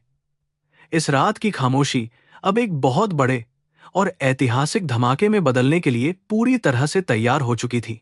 चौराहे पर एक भारी गड़गड़ाहट के साथ राज्य सुरक्षा बल के बड़े और बुलेट प्रूफ वाहन आकर रुके। उन गाड़ियों की चमकती लाल नीली बत्तियों ने पूरे इलाके को दिन की तरह रोशन कर दिया। यह विशेष दंगा नियंत्रण दस्ता था जो कर्फ्यू के दौरान शहर की सुरक्षा व्यवस्था का जायजा लेने निकला था। अचानक हुए इस बड़े काफिले के आगमन से राजावत और उसके साथी पुलिस वाले बुरी तरह घबरा गए। उन्होंने तुरंत अपनी वर्दी ठीक की और मुस्तैदी का दिखावा करते हुए सड़क के किनारे सावधान की मुद्रा में खड़े हो गए। मुख्य वाहन का दरवाजा खुला और उसमें से राज्य पुलिस के एक वरिष्ठ और बेहद सख्त आईपीएस अधिकारी बाहर निकले। उन्होंने अपनी तेज नजरों से उस पूरे नाके और वहां मौजूद पुलिस वालों का मुआयना किया। उन्होंने इंस्पेक्टर राजावत से इस भयंकर तूफानी रात में वहां की स्थिति के बारे में कड़कती हुई आवाज में रिपोर्ट मांगी। राजावत ने अपनी कांपती हुई आवाज में झूठ बोलते हुए कहा कि सब ठीक है और उन्होंने अभी अभी एक शातिर चोरनी और भिखारिन को पकड़ा है जो रात में हंगामा कर रही थी। वरिष्ठ अधिकारी की नजर उस गंदे कीचड़ की तरफ गई जहां एक महिला बहुत ही बुरी और दयनीय हालत में पड़ी हुई थी। उस महिला के कपड़े फटे हुए थे और वह पूरी तरह से कीचड़ में सनी हुई थी। अधिकारी को यह देखकर बहुत ही अधिक गुस्सा आया कि उनकी पुलिस एक अकेली और निहत्थी महिला के साथ ऐसा अमानवीय और क्रूर व्यवहार कर रही है। उन्होंने राजावत को कड़ी फटकार लगाई और उस महिला की असली सच्चाई जानने के लिए अपने भारी कदमों से उस कीचड़ की तरफ आगे बढ़े। जैसे ही वह वरिष्ठ अधिकारी करीब पहुंचा, अनन्या ने धीरे से अपना कीचड़ से सना हुआ सिर ऊपर उठाया। फ्लडलाइट की वह तेज और अंधा कर देने वाली रोशनी सीधे उसके थके हुए चेहरे पर पड़ी। अधिकारी ने उस महिला की आंखों में देखा और अचानक उनके कदमों की गति वहीं रुक गई। उन आंखों में कोई डर नहीं था, बल्कि एक सर्वोच्च सत्ता का वह भयानक और डरावना तेज था। तभी उनकी नजर उस महिला की उंगली में पहनी गई उस विशेष और जानी पहचानी सरकारी अंगूठी पर जाकर टिक गई। उस सरकारी अंगूठी और उन तेज आंखों को देखते ही उस वरिष्ठ आईपीएस अधिकारी की सांसें जैसे गले में ही अटक गईं। उनके दिमाग में एक भयानक धमाका हुआ और उन्हें तुरंत समझ आ गया कि कीचड़ में लेटी यह महिला कोई और नहीं बल्कि जिले की सर्वोच्च अधिकारी है। उनके पैर बुरी तरह से कांपने लगे और उन्होंने घबराहट में तुरंत अपनी पुलिस कैप सिर से उतार ली। उनकी आवाज उनके गले में ही फंस गई थी और वह हकलाते हुए केवल मैडम शब्द ही अपने मुंह से निकाल पाए। वरिष्ठ अधिकारी के मुंह से मैडम और डीएम साहिबा जैसे शब्द सुनकर राजावत और उसके साथियों के कानों में जैसे पिघला हुआ सीसा उतर गया। उन्हें पहले तो कुछ भी समझ नहीं आया कि इतना बड़ा अधिकारी एक मामूली भिखारिन को मैडम क्यों कह रहा है, लेकिन अगले ही पल उस वरिष्ठ अधिकारी ने बिल्कुल सीधे खड़े होकर एक बहुत ही कड़क और शानदार सैल्यूट मारा। उन्होंने तेज और स्पष्ट आवाज में जय हिंद मैडम कहा, जिसकी गूंज ने उस तूफानी रात के सन्नाटे को पूरी तरह से चीर कर रख दिया। अधिकारी का वह सैल्यूट देखकर राजावत पर जैसे आसमान से बिजली गिर पड़ी और उसका पूरा शरीर सुन्न पड़ गया। उसे यह भयानक एहसास हुआ कि जिस औरत को उसने लात मारी, गालियां दी और कीचड़ में घसीटा, वह कोई और नहीं बल्कि जिले की कलेक्टर अनन्या शर्मा है। राजावत के पैरों के नीचे से जमीन पूरी तरह से खिसक गई और उसके चेहरे का रंग एक मुर्दे की तरह सफेद पड़ गया। उसका वह सारा झूठा अहंकार और सत्ता का नशा एक ही पल में टूटकर चकनाचूर हो गया। अनन्या अब पूरी तरह से अपने पैरों पर खड़ी हो चुकी थी और उसने अपने चेहरे से कीचड़ को धीरे से पोंछा। उसकी फटी हुई साड़ी और शरीर पर लगा वह गंदा कीचड़ अब किसी भी तरह से उसकी असली ताकत को नहीं छिपा पा रहा था। वह वहां किसी महारानी की तरह खड़ी थी, जिसकी सत्ता और गरिमा को कोई भी तूफान या कीचड़ कम नहीं कर सकता था। आज वह कीचड़ भरा सड़क का किनारा उसके लिए न्याय करने वाले एक बहुत बड़े और पवित्र सिंहासन में बदल चुका था। उन भ्रष्ट हवलदारों के हाथों से उनकी लाठियां छूटकर जमीन पर गिर पड़ीं और उसकी आवाज पूरी सड़क पर गूंज उठी। वे सभी अब बुरी तरह से कांप रहे थे और उन्हें समझ आ गया था कि उन्होंने अपने जीवन का सबसे बड़ा और अक्षम्य अपराध कर दिया है। मौत का साक्षात खौफ उनकी फटी हुई आंखों में साफ दिखाई दे रहा था। वे अच्छी तरह से जान गए थे कि आज कर्म का वह भयानक और विनाशकारी चक्र उनके सामने अपनी सबसे बड़ी सजा देने के लिए आकर खड़ा हो गया है। अनन्या ने अपने नंगे और कीचड़ से सने हुए पैरों से आगे की तरफ अपना पहला कदम बढ़ाया। वह बिल्कुल शांत थी और उसकी यह खामोशी उस तूफान के शोर से भी ज्यादा डरावनी और जानलेवा लग रही थी। वह सीधे राजावत के सामने जाकर खड़ी हो गई, जिसकी आंखों में अब मौत का भयानक डर नाच रहा था। राजावत के कांपते हुए हाथों में अभी भी वह जीवन रक्षक दवा की छोटी सी शीशी मौजूद थी, जिसे वह कुछ देर पहले लापरवाही से हवा में उछालकर अपनी ताकत दिखा रहा था। अनन्या ने बिना कोई शब्द बोले अपनी तेज और भेदने वाली नजरों से राजावत की आंखों में गहराई तक देखा। उसने बहुत ही शांत लेकिन एक बहुत ही खतरनाक और कड़कती हुई आवाज में अपना हाथ आगे बढ़ाया। उसने राजावत को सख्त आदेश दिया कि वह तुरंत उसकी बीमार मां की वह जीवन रक्षक दवा उसके हवाले कर दे। उसकी आवाज में इतना भारी वजन और सत्ता का रौब था कि वहां मौजूद हर एक इंसान की रूह अंदर तक कांप उठी। यह एक कलेक्टर का सबसे शक्तिशाली और अंतिम आदेश था। राजावत पूरी तरह से टूट चुका था और तूफान में एक सूखे पत्ते की तरह बहुत ही बुरी तरह कांप रहा था। उसने अपने दोनों हाथों से वह दवा की शीशी बहुत ही सम्मान और डर के साथ अनन्या के हाथों में सौंप दी। इसके बाद वह अपने घुटनों के बल उसी गंदे कीचड़ में गिर पड़ा और अपने दोनों हाथ जोड़कर फूट फूट कर रोने लगा। उसने गिड़गिड़ाते हुए कहा कि उसे माफ कर दिया जाए, क्योंकि वह बिल्कुल नहीं जानता था कि वह जिले की सबसे बड़ी और सम्मानीय अधिकारी है। अनन्या ने बहुत ही गहरी नफरत और घृणा भरी नजरों से उस घुटनों पर बैठे भ्रष्ट पुलिस वाले को देखा। उसने बहुत ही ठंडी आवाज में कहा कि तुम्हारा यह माफीनामा बिल्कुल झूठा और पूरी तरह से खोखला है। तुम मुझसे इसलिए माफी नहीं मांग रहे हो कि तुमने एक बेबस और अकेली औरत पर अपनी ताकत का घिनौना प्रदर्शन किया। तुम सिर्फ इसलिए रो रहे हो क्योंकि वह औरत संयोग से इस जिले की कलेक्टर निकल गई।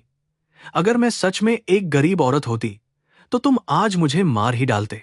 यह सारी खौफनाक और शर्मनाक सच्चाई सुनकर उस वरिष्ठ आईपीएस अधिकारी का खून पूरी तरह से खौलने लगा।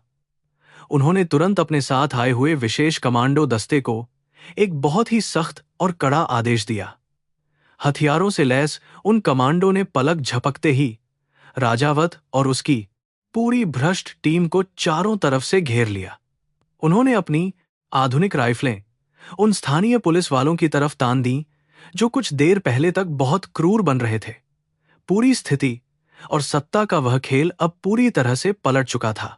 अनन्या को आज अपनी मां सावित्री देवी की वह महान और सच्ची सीख पूरी तरह से याद आ रही थी। मां हमेशा कहती थीं कि कर्म का नियम बहुत ही कठोर होता है और इंसान को उसके पापों की सजा जरूर मिलती है। आज उसने अपनी आंखों से देख लिया था कि जो पुलिस वाले रक्षक बनकर गरीबों को सताते हैं, उनका अंत कितना भयानक होता है।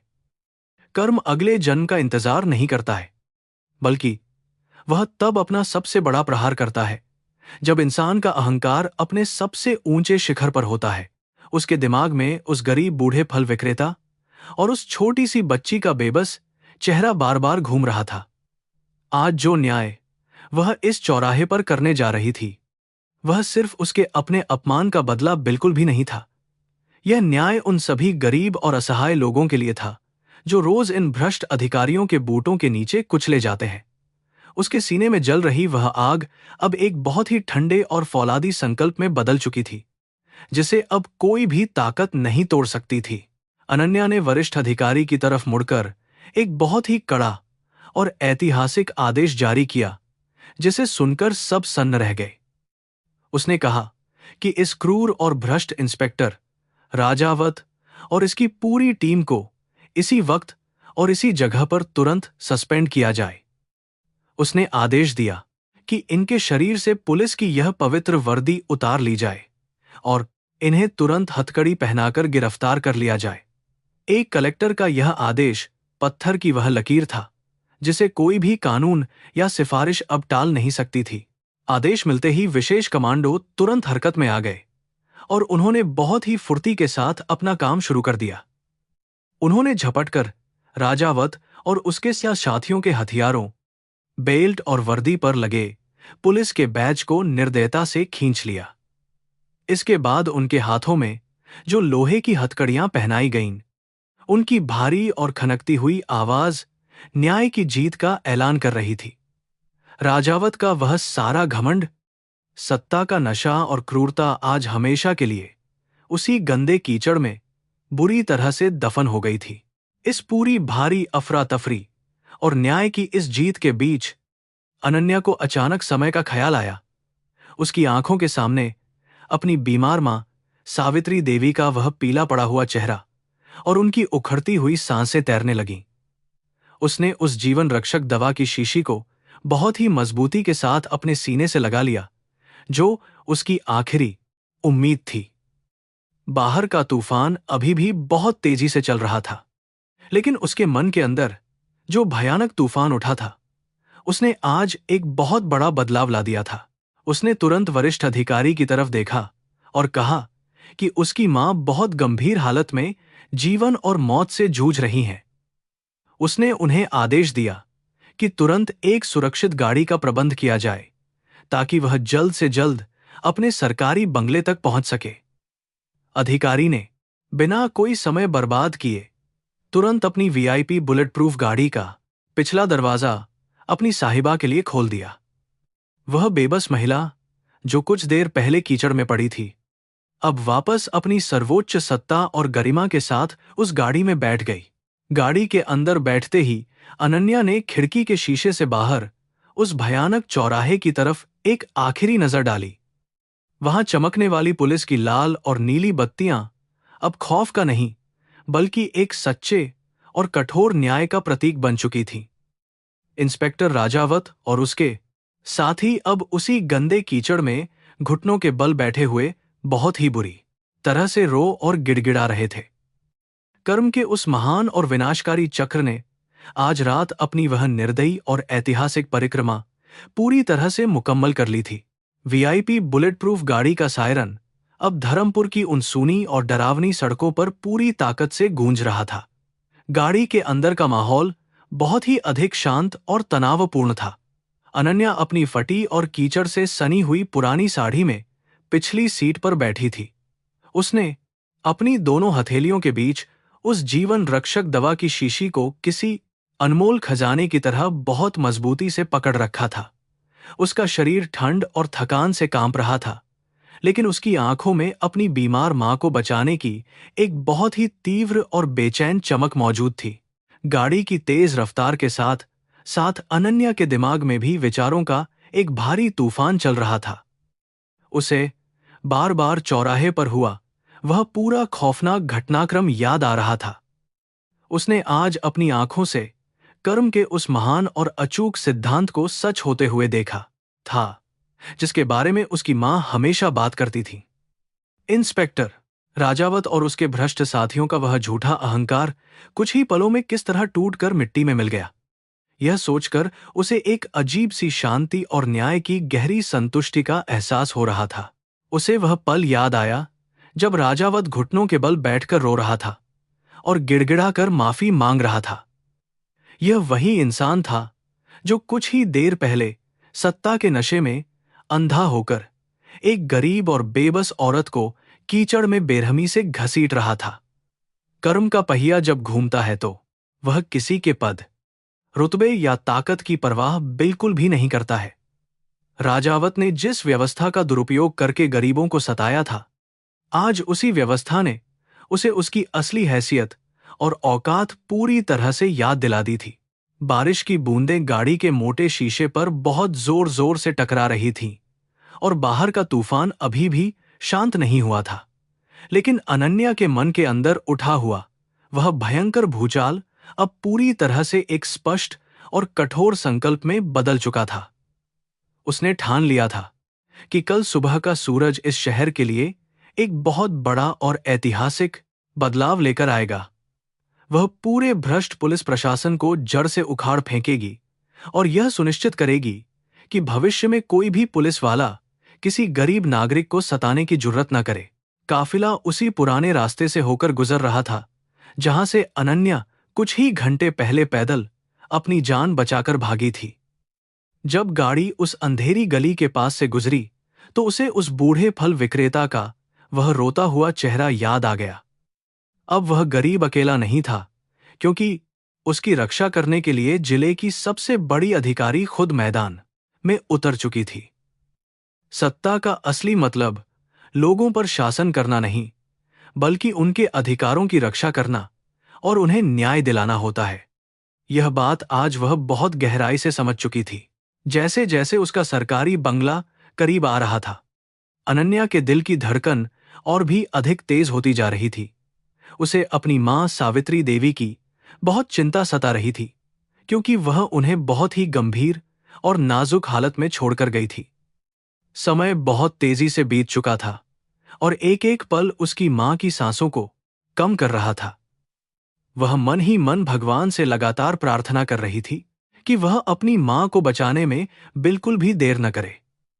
उसका हर एक विचार अब सिर्फ अपनी मां की सलामती पर टिका था। अंततः पुलिस की उन भारी गाड़ियों का काफिला तेज सायरन बजाते हुए कलेक्टर के सरकारी बंगले के मुख्य द्वार पर आ पहुंचा। वहां तैनात सभी सुरक्षा गार्ड और पुलिस के जवान इतनी रात गए इस भारी पुलिस बल को देखकर बुरी तरह से घबरा गए। उन्होंने तुरंत मुख्य दीस की बारी देखते लोहे का गेट खोला और गाड़ियां सीधे बंगले के पोर्च में जाकर एक झटके के साथ रुक गईं। बंगले के सभी नौकर और कर्मचारी भी सायरन की इस भयानक आवाज को सुनकर अपनी नींद से जाग गए थे और डर के मारे बाहर की तरफ भागते हुए आ रहे थे। जैसे ही गाड़ी का दरवाजा खुला और वरिष्ठ आईपीएस अधिकारी ने बहुत ही सम्मान के साथ अपनी डीएम साहिबा को बाहर निकाला, सब सन्न रह गए। वहां मौजूद सभी गार्ड और नौकरों की आंखें फटी की फटी रह गईं जब उन्होंने अपनी सर्वोच्च अधिकारी को इस दयनीय हालत में देखा। अनन्या के बाल पूरी तरह से बिखरे हुए थे, उसकी पुरानी सूती साड़ी जगह जगह से फट चुकी थी और उसका पूरा शरीर गंदे कीचड़ में सना हुआ था। किसी को भी अपनी आंखों पर बिल्कुल विश्वास नहीं हो रहा था कि यह उनकी वही ताकतवर कलेक्टर साहिबा है। लेकिन अनन्या ने वहां मौजूद किसी भी हैरान और डरे हुए इंसान की तरफ एक पल के लिए भी ध्यान नहीं दिया। वह गाड़ी से उतरते ही एक पागल की तरह सीधे अपने बंगले के अंदर की तरफ पूरी ताकत के साथ दौड़ पड़ी। उसके नंगे और कीचड़ से स्ने हुए पैरों के निशान उस साफ और शानदार मार्बल के फर्श पर छपते जा रहे थे, लेकिन उसे किसी बात की कोई परवाह नहीं थी। उसके दिमाग में सिर्फ और सिर्फ अपनी मां का वह कमरा और उनकी उखड़ती हुई कमजोर सांसें ही लगातार घूम रही थीं। वह दौड़ते हुए सीधे अपनी मां के उस शांत और डरावने कमरे में जा घुसी जहां एक भारी और मनहूस सन्नाटा पसरा हुआ था। कमरे में मौजूद मेडिकल स्टाफ और नर्सें बहुत ही घबराई हुई हालत में सावित्री देवी के बिस्तर के चारों तरफ खड़ी थीं। मां की आंखें पूरी तरह से बंद थीं और उनका चेहरा मौत की तरह पीला और एकदम सफेद पड़ चुका था। उनकी छाती की गति लगभग रुक सी गई थी और मॉनिटर पर उनकी हृदय गति बहुत ही कमजोर और खतरनाक स्तर पर पहुंच चुकी थी। यह दृश्य बहुत ही डरावना था। अपनी मां को इस भयंकर और मृत्युशैया जैसी हालत में देखकर अनन्या के पैरों के नीचे से जमीन पूरी तरह से खिसक गई। उसके हाथों से वह जीवन रक्षक दवा की शीशी लगभग छूटने ही वाली थी, लेकिन उसने उसे कसकर पकड़ लिया। उसने बहुत ही तेज और कांपती हुई आवाज में वहां मौजूद डॉक्टर को पुकारा और वह अनमोल शीशी उनके हाथों में सौंप दी। उसने रोते हुए डॉक्टर से कहा कि वह अपनी जान की बाजी लगाकर यह दवा ले आई है और अब उन्हें किसी भी कीमत पर उसकी मां को बचाना ही होगा। अनुभवी डॉक्टर ने स्थिति की गंभीरता को तुरंत समझ लिया और बिना एक भी सेकंड बर्बाद किए अपना काम बहुत तेजी से शुरू कर दिया। उन्होंने उस जीवन रक्षक दवा को सिरिंज में भरा और बहुत ही सावधानी के साथ उसे सावित्री देवी की नसों में इंजेक्ट कर दिया। पूरा कमरा एक खौफनाक और भारी सन्नाटे में डूब गया था और वहां मौजूद हर एक इंसान की सांसें जैसे गले में ही अटक गई थीं। यह वो नाजुक और खतरनाक पल था जो यह तय करने वाला था कि अनन्या का यह भयंकर संघर्ष सफल होगा या पूरी तरह विफल। अनन्या अपनी फटी हुई साड़ी और कीचड़ से सने हुए शरीर के साथ ही अपनी मां के बिस्तर के पास घुटनों के बल बैठ गई। उसने अपनी मां के उन ठंडे और निर्जीव से लग रहे हाथों को अपने हाथों में ले लिया और उन्हें चूमने लगी। वह एक छोटी बच्ची की तरह फूट फूट कर रो रही थी और बार बार अपनी मां से विनती कर रही थी कि वह उसे इस तरह अकेला छोड़कर न जाए। उसके आंसुओं की गर्म बूंदें सावित्री देवी के उन पीले और कमजोर हाथों पर गिरकर उनके असीम प्रेम को दर्शा रही थीं। एक जिले की सबसे बड़ी और ताकतवर अधिकारी जो कुछ देर पहले चौराहे पर भ्रष्ट पुलिस वालों के लिए मौत का भयानक रूप बन गई थी, वही महिला अब अपनी मां के सामने बिल्कुल लाचार, बेबस और एक मासूम बच्ची की तरह रो रही थी। यह जीवन का वह सबसे बड़ा और कड़वा सच है जो बताता है कि दुनिया की कोई भी ताकत या सत्ता मौत के सामने बिल्कुल बौनी और असहाय होती है। उसके अंदर का सारा डर और तकलीफ अब आंसुओं के रूप में बाहर बहकर उसके भारी मन को थोड़ा हल्का कर रहा था। कमरे में मौजूद वरिष्ठ आईपीएस अधिकारी और अन्य सभी स्टाफ सदस्य इस अत्यंत भावुक और हृदय विदारक दृश्य को देखकर बहुत ही दुखी थे। किसी की भी हिम्मत नहीं हो रही थी कि वह आगे बढ़कर अपनी साहिबा को चुप कराए या उन्हें कोई सांत्वना दे सके।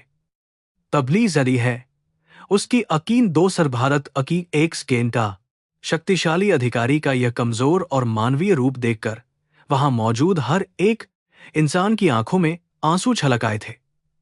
सबको इस बात का गहराई से एहसास हो रहा था कि यह पद और रुतबा सिर्फ एक छलावा है। असल में हर इंसान अंदर से बहुत ही कमजोर होता है। समय जैसे उस कमरे में पूरी तरह से ठहर गया था और हर एक गुजरता हुआ पल किसी भारी पहाड़ की तरह लग रहा था। मॉनिटर की वह लगातार और डरावनी बीप की आवाज किसी के भी दिल की धड़कन को आसानी से रोक सकती थी।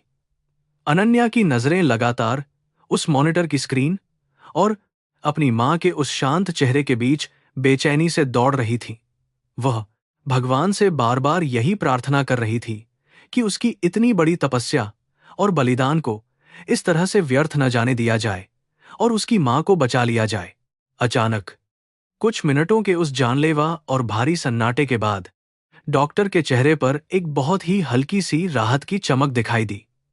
उन्होंने सावित्री देवी की नब्ज को दोबारा चेक किया और फिर एक गहरी और लंबी सांस लेते हुए मॉनिटर की तरफ देखा। मॉनिटर पर जो रेखाएं कुछ देर पहले बिल्कुल सीधी और डरावनी होने लगी थीं, अब उनमें एक स्थिर और सकारात्मक उछाल आना शुरू हो गया था। दवा ने अपना काम करना शुरू कर दिया था और सावित्री देवी की उखड़ती हुई सांसें अब धीरे धीरे सामान्य और शांत होने लगी थीं। डॉक्टर ने अनन्या के कंधे पर बहुत ही प्यार से अपना हाथ रखा और उसे एक बहुत ही सुखद और राहत भरी खबर दी। उन्होंने मुस्कुराते हुए कहा कि दवा बिल्कुल सही समय पर काम कर गई है और अब उसकी मां की जान को कोई खतरा नहीं है। यह सुनते ही अनन्या के सीने से जैसे कोई बहुत बड़ा और भारी पत्थर हमेशा के लिए नीचे गिर गया। उसने अपनी आंखें बंद कर लीं और भगवान के सामने अपने दोनों हाथ जोड़कर इस महान चमत्कार और कृपा के लिए उन्हें सच्चे और गहरे मन से धन्यवाद दिया।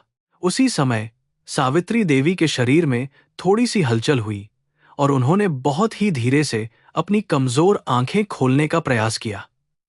उनकी नजर सीधे अपनी बेटी पर पड़ी जो बहुत ही बुरी हालत में कीचड़ में सनी हुई उनके बिस्तर के पास बैठी हुई थी। मां का दिल अपनी बच्ची को इस दयनीय और दर्दनाक हालत में देखकर बहुत बुरी तरह से तड़प उठा और उनकी आंखों में आंसू आ गए। उन्होंने बहुत ही कांपते हुए और कमजोर हाथों से अपनी बेटी के सिर को सहलाने की कोशिश की और उसे अपने करीब बुलाया। अनन्या तुरंत अपनी मां के गले से लग गई और एक बहुत ही लंबी और सुकून भरी सांस ली, जो उसने कई घंटों से रोके रखी थी।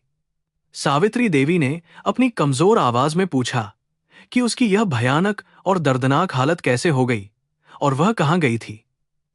अनन्या ने अपने आंसुओं को पोंछते हुए बहुत ही प्यार से मुस्कुराकर जवाब दिया कि वह उनके लिए दुनिया की सबसे अच्छी और जरूरी दवा लेने गई थी। उसने कहा कि ये सब कुछ बिल्कुल ठीक है और अब उन्हें किसी भी बात की कोई चिंता नहीं करनी चाहिए। लेकिन सावित्री देवी एक मां थी और वह अपनी बेटी की आंखों में छिपे हुए उस बहुत बड़े और भयानक तूफान को आसानी से पढ़ सकती थी। उन्होंने अनन्या के कीचड़ से स्ने हुए माथे को बहुत ही प्यार से चूमा और कहा कि वह जानती है कि उसने आज कोई बहुत बड़ा और महान काम किया है। उन्होंने हमेशा अपनी बेटी को यही शिक्षा दी थी कि धर्म और न्याय के रास्ते पर चलना सबसे कठिन होता है, लेकिन जीत हमेशा सच्चाई की ही होती है। आज उनकी उस शिक्षा ने एक बहुत बड़ी और ऐतिहासिक जीत हासिल की थी। बाहर आसमान में तूफान अब धीरे धीरे शांत होने लगा था और बारिश की वह भयंकर और डरावनी आवाज भी अब लगभग पूरी तरह से रुक चुकी थी। कमरे के अंदर का माहौल भी अब उस डर और खौफ से पूरी तरह से बाहर आ चुका था और वहां एक अजीब सी शांति थी। अनन्या ने अपनी मां का हाथ अपने हाथों में कसकर पकड़ा हुआ था और उसकी आंखों में अब एक नए और बहुत बड़े बदलाव की चमक थी। आज की इस रात ने उसे एक बेटी के साथ साथ एक बहुत ही कठोर और महान प्रशासक भी बना दिया था। इस पूरी घटना ने अनन्या के जीवन और उसके सोचने के तरीके को हमेशा के लिए एक बहुत ही नई और अलग दिशा दे दी थी। वह अब समझ चुकी थी कि कागजी कानूनों और वातानुकूलित कमरों में बैठकर इस सड़े हुए समाज का भला बिल्कुल भी नहीं किया जा सकता है। बदलाव लाने के लिए सिस्टम को उसी गंदे और बदबूदार कीचड़ में उतरना पड़ता है जहां आम आदमी रोज घुट घुट कर जीने को मजबूर है। इंस्पेक्टर राजावत जैसे दरिंदों को खत्म करने के लिए कानून की देवी को अपनी आंखों की पट्टी हटानी ही पड़ती है। कमरे के बाहर खड़े उस वरिष्ठ आईपीएस अधिकारी ने बहुत ही सम्मान के साथ अपनी साहिबा को आराम करने की सलाह दी और बाहर चले गए। वे अच्छी तरह से जानते थे कि कल सुबह धर्मपुर का सूरज एक बहुत ही भयानक और ऐतिहासिक प्रशासनिक भूचाल लेकर उदय होने वाला है।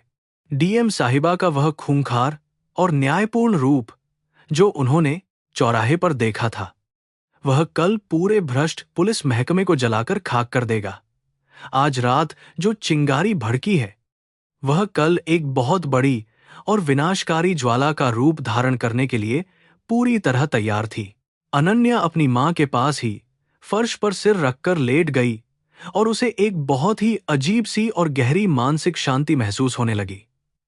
उसका शरीर भले ही बहुत अधिक थक चुका था और जगह जगह से दर्द कर रहा था, लेकिन उसकी आत्मा आज बहुत ही अधिक मजबूत थी। उसने अपनी आंखें बंद कीं और कल के उस बड़े युद्ध की तैयारी अपने मन में शुरू कर दी जो उसे इस भ्रष्ट व्यवस्था के खिलाफ लड़ना था। कर्म का यह महान चक्र अब इस पूरे जिले की तस्वीर और तकदीर बदलने के लिए बहुत ही तेजी से घूम चुका था। धर्मपुर में एक नई और बहुत ही उज्जवल सुबह की शुरुआत हो चुकी थी। रात का वह भयंकर और डरावना तूफान अब पूरी तरह से शांत हो गया था और आसमान एकदम साफ दिखाई दे रहा था। सूरज की सुनहरी और गर्म किरणें कलेक्टर के सरकारी बंगले की खिड़कियों से छनकर अंदर आ रही थीं। ये किरणें उस घने अंधेरे और खौफ को चीर रही थीं जिसने कल रात इस पूरे शहर को अपनी खौफनाक गिरफ्त में ले रखा था। यह एक नई उम्मीद और एक बहुत ही गहरे बदलाव का प्रतीक था जिसका इंतजार शहर कर रहा था। सावित्री देवी ने अपनी आंखें खोलीं तो उन्हें अपने शरीर में एक नई और अद्भुत ऊर्जा का एहसास हुआ। उनकी सांसें अब बिल्कुल सामान्य रूप से चल रही थीं और सीने का वह जानलेवा दर्द भी पूरी तरह से गायब हो चुका था। उन्होंने करवट ली और देखा कि उनकी बहादुर बेटी अनन्या अभी भी जमीन पर उसी गंदे और कीचड़ से स्ने कपड़ों में सो रही है। बेटी के इस थके हुए और बेबस चेहरे को देखकर एक मां का दिल बहुत गहरे प्यार और गर्व की भावनाओं से पूरी तरह भर गया। उन्होंने अपना कमजोर हाथ आगे बढ़ाया और बहुत ही प्यार से अनन्या के बिखरे हुए बालों को सहलाने लगी। मां के इस कोमल और पवित्र स्पर्श को महसूस करते ही अनन्या की नींद तुरंत खुल गई और वह घबराकर उठ बैठी। उसने सबसे पहले अपनी मां की आंखों में देखा और उनकी सामान्य और शांत सांसों को देखकर उसके चेहरे पर एक बहुत ही बड़ी और सुकून भरी मुस्कान फैल गई। बीती रात के उस सारे भयंकर दर्द और संघर्ष की थकान अब इस एक सुखद पल में पूरी तरह से मिट चुकी थी। अनन्या ने अपनी मां के पैर छुए और उनका आशीर्वाद लेकर अपने कमरे की तरफ नहाने और कपड़े बदलने के लिए चली गई। जब वह वापस लौटी तो वह पुरानी फटी साड़ी वाली लाचार महिला नहीं, बल्कि जिले की सबसे ताकतवर और खूंखार जिलाधिकारी लग रही थी। उसने अपनी कड़क और साफ सुथरी सूती साड़ी पहनी हुई थी और उसके चेहरे पर एक बहुत ही गंभीर और फौलादी दृढ़ संकल्प साफ दिखाई दे रहा था। आज उसे अपने कार्यालय में एक बहुत बड़ा और ऐतिहासिक युद्ध लड़ने के लिए पूरी तरह से तैयार होना था। बंगले के बाहर सुबह से ही राज्य के कई वरिष्ठ अधिकारियों और बड़े पुलिस अफसरों की गाड़ियों का भारी जमावड़ा लगा हुआ था। रात की उस भयंकर और शर्मनाक घटना की खबर अब जंगल की आग की तरह पूरे राज्य के प्रशासनिक हलकों में तेजी से फैल चुकी थी। वरिष्ठ आईपीएस अधिकारी पहले से ही सभी जरूरी फाइलों और सस्पेंशन ऑर्डर्स के साथ वहां खड़े होकर अपनी साहिबा के आने का इंतजार कर रहे थे। पूरे महकमे में एक भयानक दहशत का माहौल था, क्योंकि सबको पता था कि आज कोई भी भ्रष्ट अधिकारी नहीं बचेगा। जैसे ही स्थानीय अखबारों और सुबह के समाचार चैनलों पर यह दिल दहला देने वाली खबर बाहर आई, पूरा धर्मपुर शहर बुरी तरह से हिल गया। मुख्य पृष्ठों पर बड़े और मोटे अक्षरों में छापा गया था कि कैसे जिले की सर्वोच्च अधिकारी को भ्रष्ट पुलिस वालों ने कीचड़ में घसीटा। लोगों को अपनी आंखों और कानों पर बिल्कुल भी विश्वास नहीं हो रहा था कि एक मामूली और गरीब दिखने वाली महिला के रूप में खुद उनकी डीएम साहिबा सड़क पर उतरी थी। यह पूरी घटना किसी बहुत ही डरावनी और फिल्मी कहानी जैसी लग रही थी। आम जनता और विशेषकर समाज के उस गरीब और उपेक्षित वर्ग में इस खबर ने एक बहुत ही अलग तरह की हलचल पैदा कर दी थी। उन्हें यह जानकर बहुत अधिक हैरानी और सुकून मिल रहा था कि उनकी मुखिया ने उनके उस असली और भयानक दर्द को खुद अपने शरीर पर सहा है। शहर के चौराहों, चाय की दुकानों और झुग्गी बस्तियों में केवल अनन्या शर्मा की बहादुरी और उस भ्रष्ट इंस्पेक्टर राजावत के शर्मनाक पतन की ही चर्चा हो रही थी। एक ही रात में वह इस पूरे जिले की सबसे बड़ी और सच्ची मसीहा बन गई थी। अपने कार्यालय पहुंचते ही अनन्या ने तुरंत ऑपरेशन लोहा हस्त नाम से एक बहुत ही बड़े और आक्रामक भ्रष्टाचार विरोधी अभियान की औपचारिक शुरुआत कर दी। उसने जिले के सभी पुलिस थानों और सरकारी कार्यालयों के लिए अत्यंत सख्त और कड़े निर्देश जारी किए, जिन्हें मानना सबके लिए अनिवार्य था। आम जनता के लिए एक विशेष और सीधी हेल्पलाइन सेवा शुरू की गई, जहां कोई भी गरीब नागरिक पुलिस की ज्यादती या रिश्वतखोरी की शिकायत सीधे डीएम को कर सकता था। यह व्यवस्था इस पूरे सड़े हुए प्रशासनिक तंत्र को जड़ से उखाड़ने का पहला कदम था। दूसरी तरफ इंस्पेक्टर राजावत और उसके उन सभी भ्रष्ट साथियों को भारी सुरक्षा के बीच अदालत में पेश किया गया। उनके चेहरों पर अब वह सत्ता का नशा और क्रूरता नहीं, बल्कि एक बहुत ही गहरी शर्मिंदगी, डर और मौत का खौफ साफ दिखाई दे रहा था। उनके शरीर से वह पुलिस की पवित्र वर्दी हमेशा के लिए उतारी जा चुकी थी और उनके हाथों में लोहे की भारी हथकड़ियां पड़ी हुई थीं। अदालत ने इस मामले की गंभीरता को देखते हुए उनकी जमानत याचिका को तुरंत खारिज कर दिया और उन्हें सीधा जेल भेज दिया। राजावत की इस भयानक और शर्मनाक दुर्दशा ने पूरे जिले के भ्रष्ट अधिकारियों के दिलों में एक बहुत ही गहरा और डरावना खौफ पैदा कर दिया था। सबको यह स्पष्ट और कड़ा संदेश मिल चुका था कि अगर सादे कपड़ों में जिले की कलेक्टर पुलिस के जुल्म से सुरक्षित नहीं है तो आम आदमी का क्या हाल होगा। प्रशासन ने यह तय कर लिया था कि अब किसी भी तरह की गुंडागर्दी और भ्रष्टाचार को बिल्कुल भी बर्दाश्त नहीं किया जाएगा।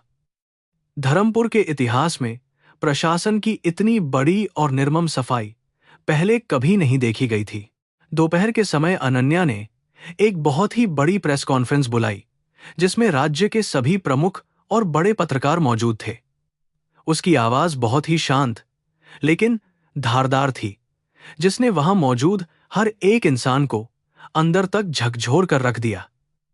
उसने अपने साथ हुई उस कर दिया शारीरिक बदसलूकी और अपमान का कोई भी जिक्र नहीं किया, बल्कि पूरा ध्यान उस सड़ी हुई व्यवस्था पर केंद्रित रखा।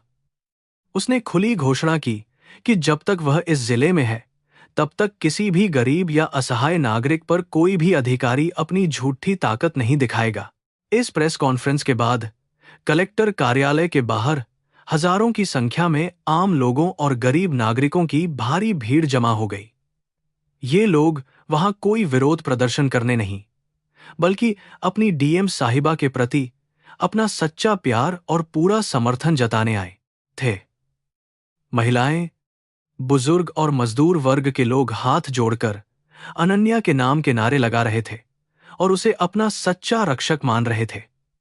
उनके लिए वह सिर्फ एक सरकारी अधिकारी नहीं, बल्कि साक्षात न्याय की देवी और कर्म के उस महान सिद्धांत का जीता जागता रूप बन चुकी थी। अपने बंगले के शांत कमरे में बैठी सावित्री देवी टेलीविजन पर अपनी बहादुर बेटी को इस भयंकर भ्रष्टाचार के खिलाफ दहाड़ते हुए देख रही थीं। उनकी बूढ़ी और कमजोर आंखों से लगातार गर्व और खुशी के गर्म आंसू बह रहे थे, जो उनके असीम प्रेम को दिखा रहे थे। उन्हें आज यह पूरी तरह से एहसास हो गया था कि उनकी बेटी ने कर्म और धर्म की उस सच्ची शिक्षा को अपने खून में उतार लिया है।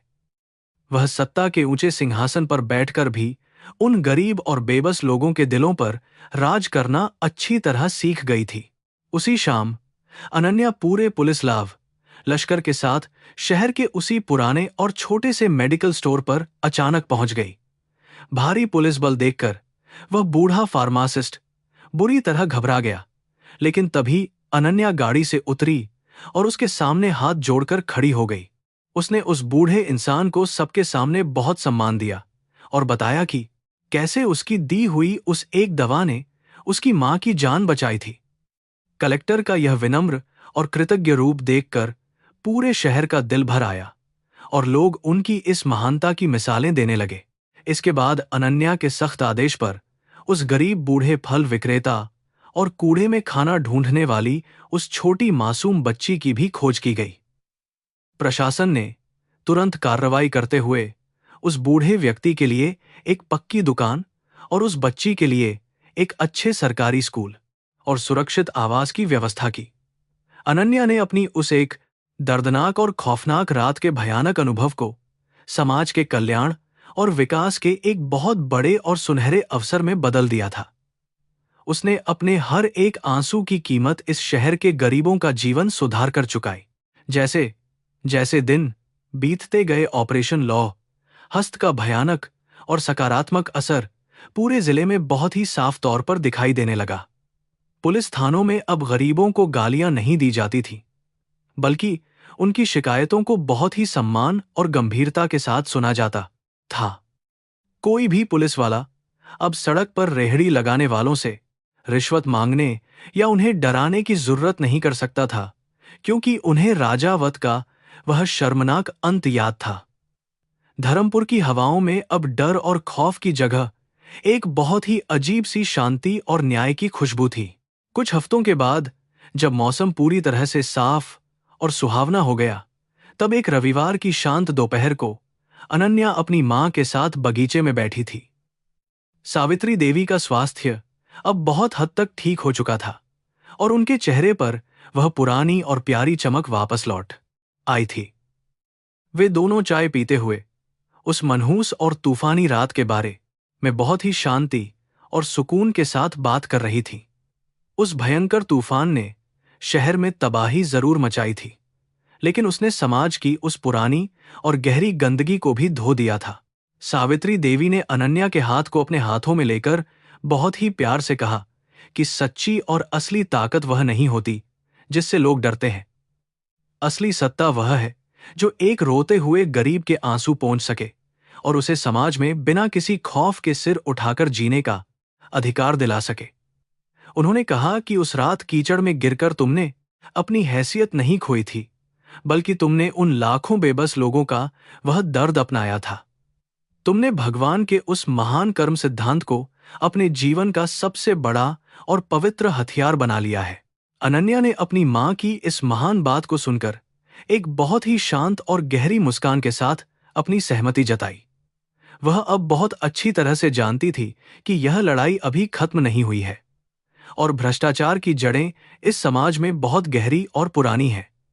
लेकिन वह अब फाइलों और बंद कमरों में जीने वाली वह पुरानी और अनजान अधिकारी बिल्कुल भी नहीं रह गई थी। वह एक ऐसी फौलादी योद्धा बन चुकी थी जिसने सड़कों की उस गंदी और बदबूदार हकीकत को खुद अपनी खुली आंखों से देखा और करीब से महसूस किया था। एक महिला कलेक्टर की वह डरावनी और तूफानी रात अब पूरे धर्मपुर जिले के लिए एक बहुत ही महान और ऐतिहासिक प्रेरणा की कहानी बन चुकी थी। गरीब घरों की माताएं अपनी छोटी बेटियों को अनन्या शर्मा की यह बहादुरी और न्याय की कहानी बहुत ही गर्व और सम्मान के साथ सुनाने लगी थीं। इस एक घटना ने पूरे समाज में एक नई और सकारात्मक सोच को जन्म दिया था, जहां सच्चाई और न्याय के लिए लड़ना सबसे बड़ा और पवित्र धर्म माना जाने लगा।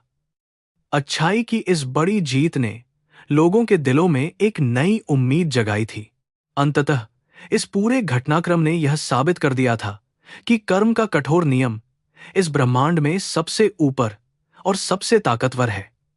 इंस्पेक्टर राजावत के उन घिनौने और पापी कर्मों ने ही उसका वह भयानक और दर्दनाक पतन सुनिश्चित किया, जिसे कोई भी बड़ी से बड़ी ताकत नहीं रोक सकी।